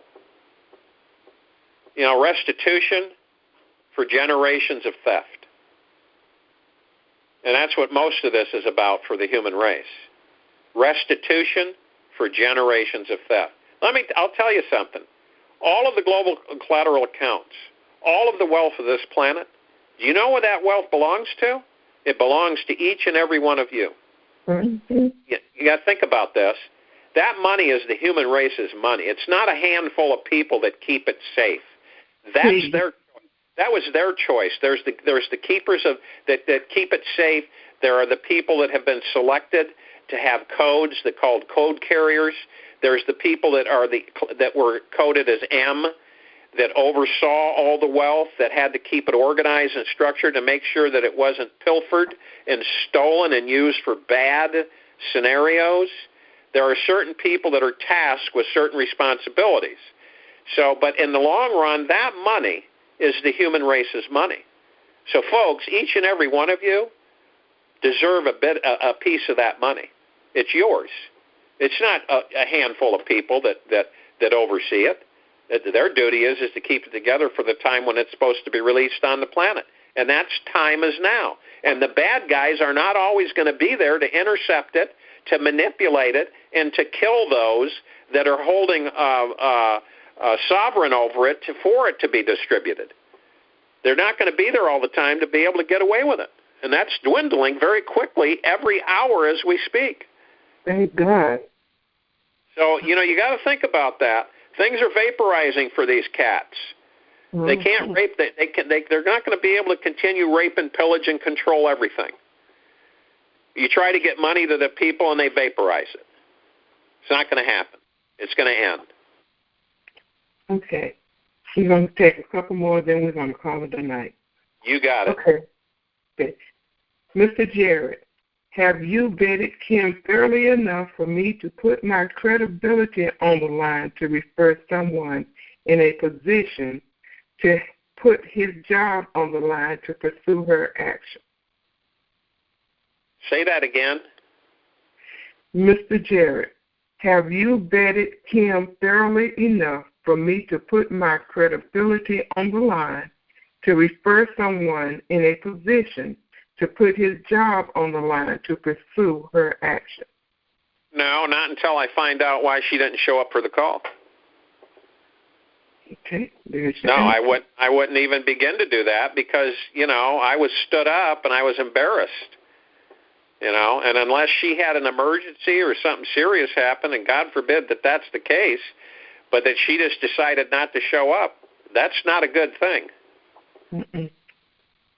So my answer right now at this point, until I find out what happened and why she didn't show up at the call, then I would refrain from referring anybody. Okay. Now, this is going to be our last question for tonight. And it says, "Greeting, Brother Jared Rand. Hope this message finds you well. I look forward to listening to you again on the Real Truth Call tonight, as well as recent Real Truth Calls. You're the most interesting and powerful speaker I've ever listened to. That there is never one boring moment. Prayers for the RV to go very soon. My question for you tonight is this. Referring to the missing Malaysia Airlines Flight 370 that mysteriously disappeared on March 8, 2014 in mid-air. That case has never been resolved as of today.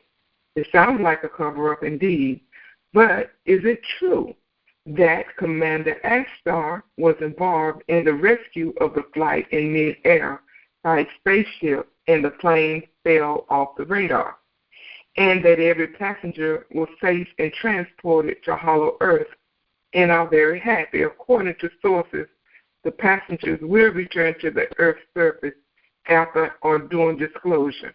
Is this true? Thank you for your time." The majority of that is true. Affirmative.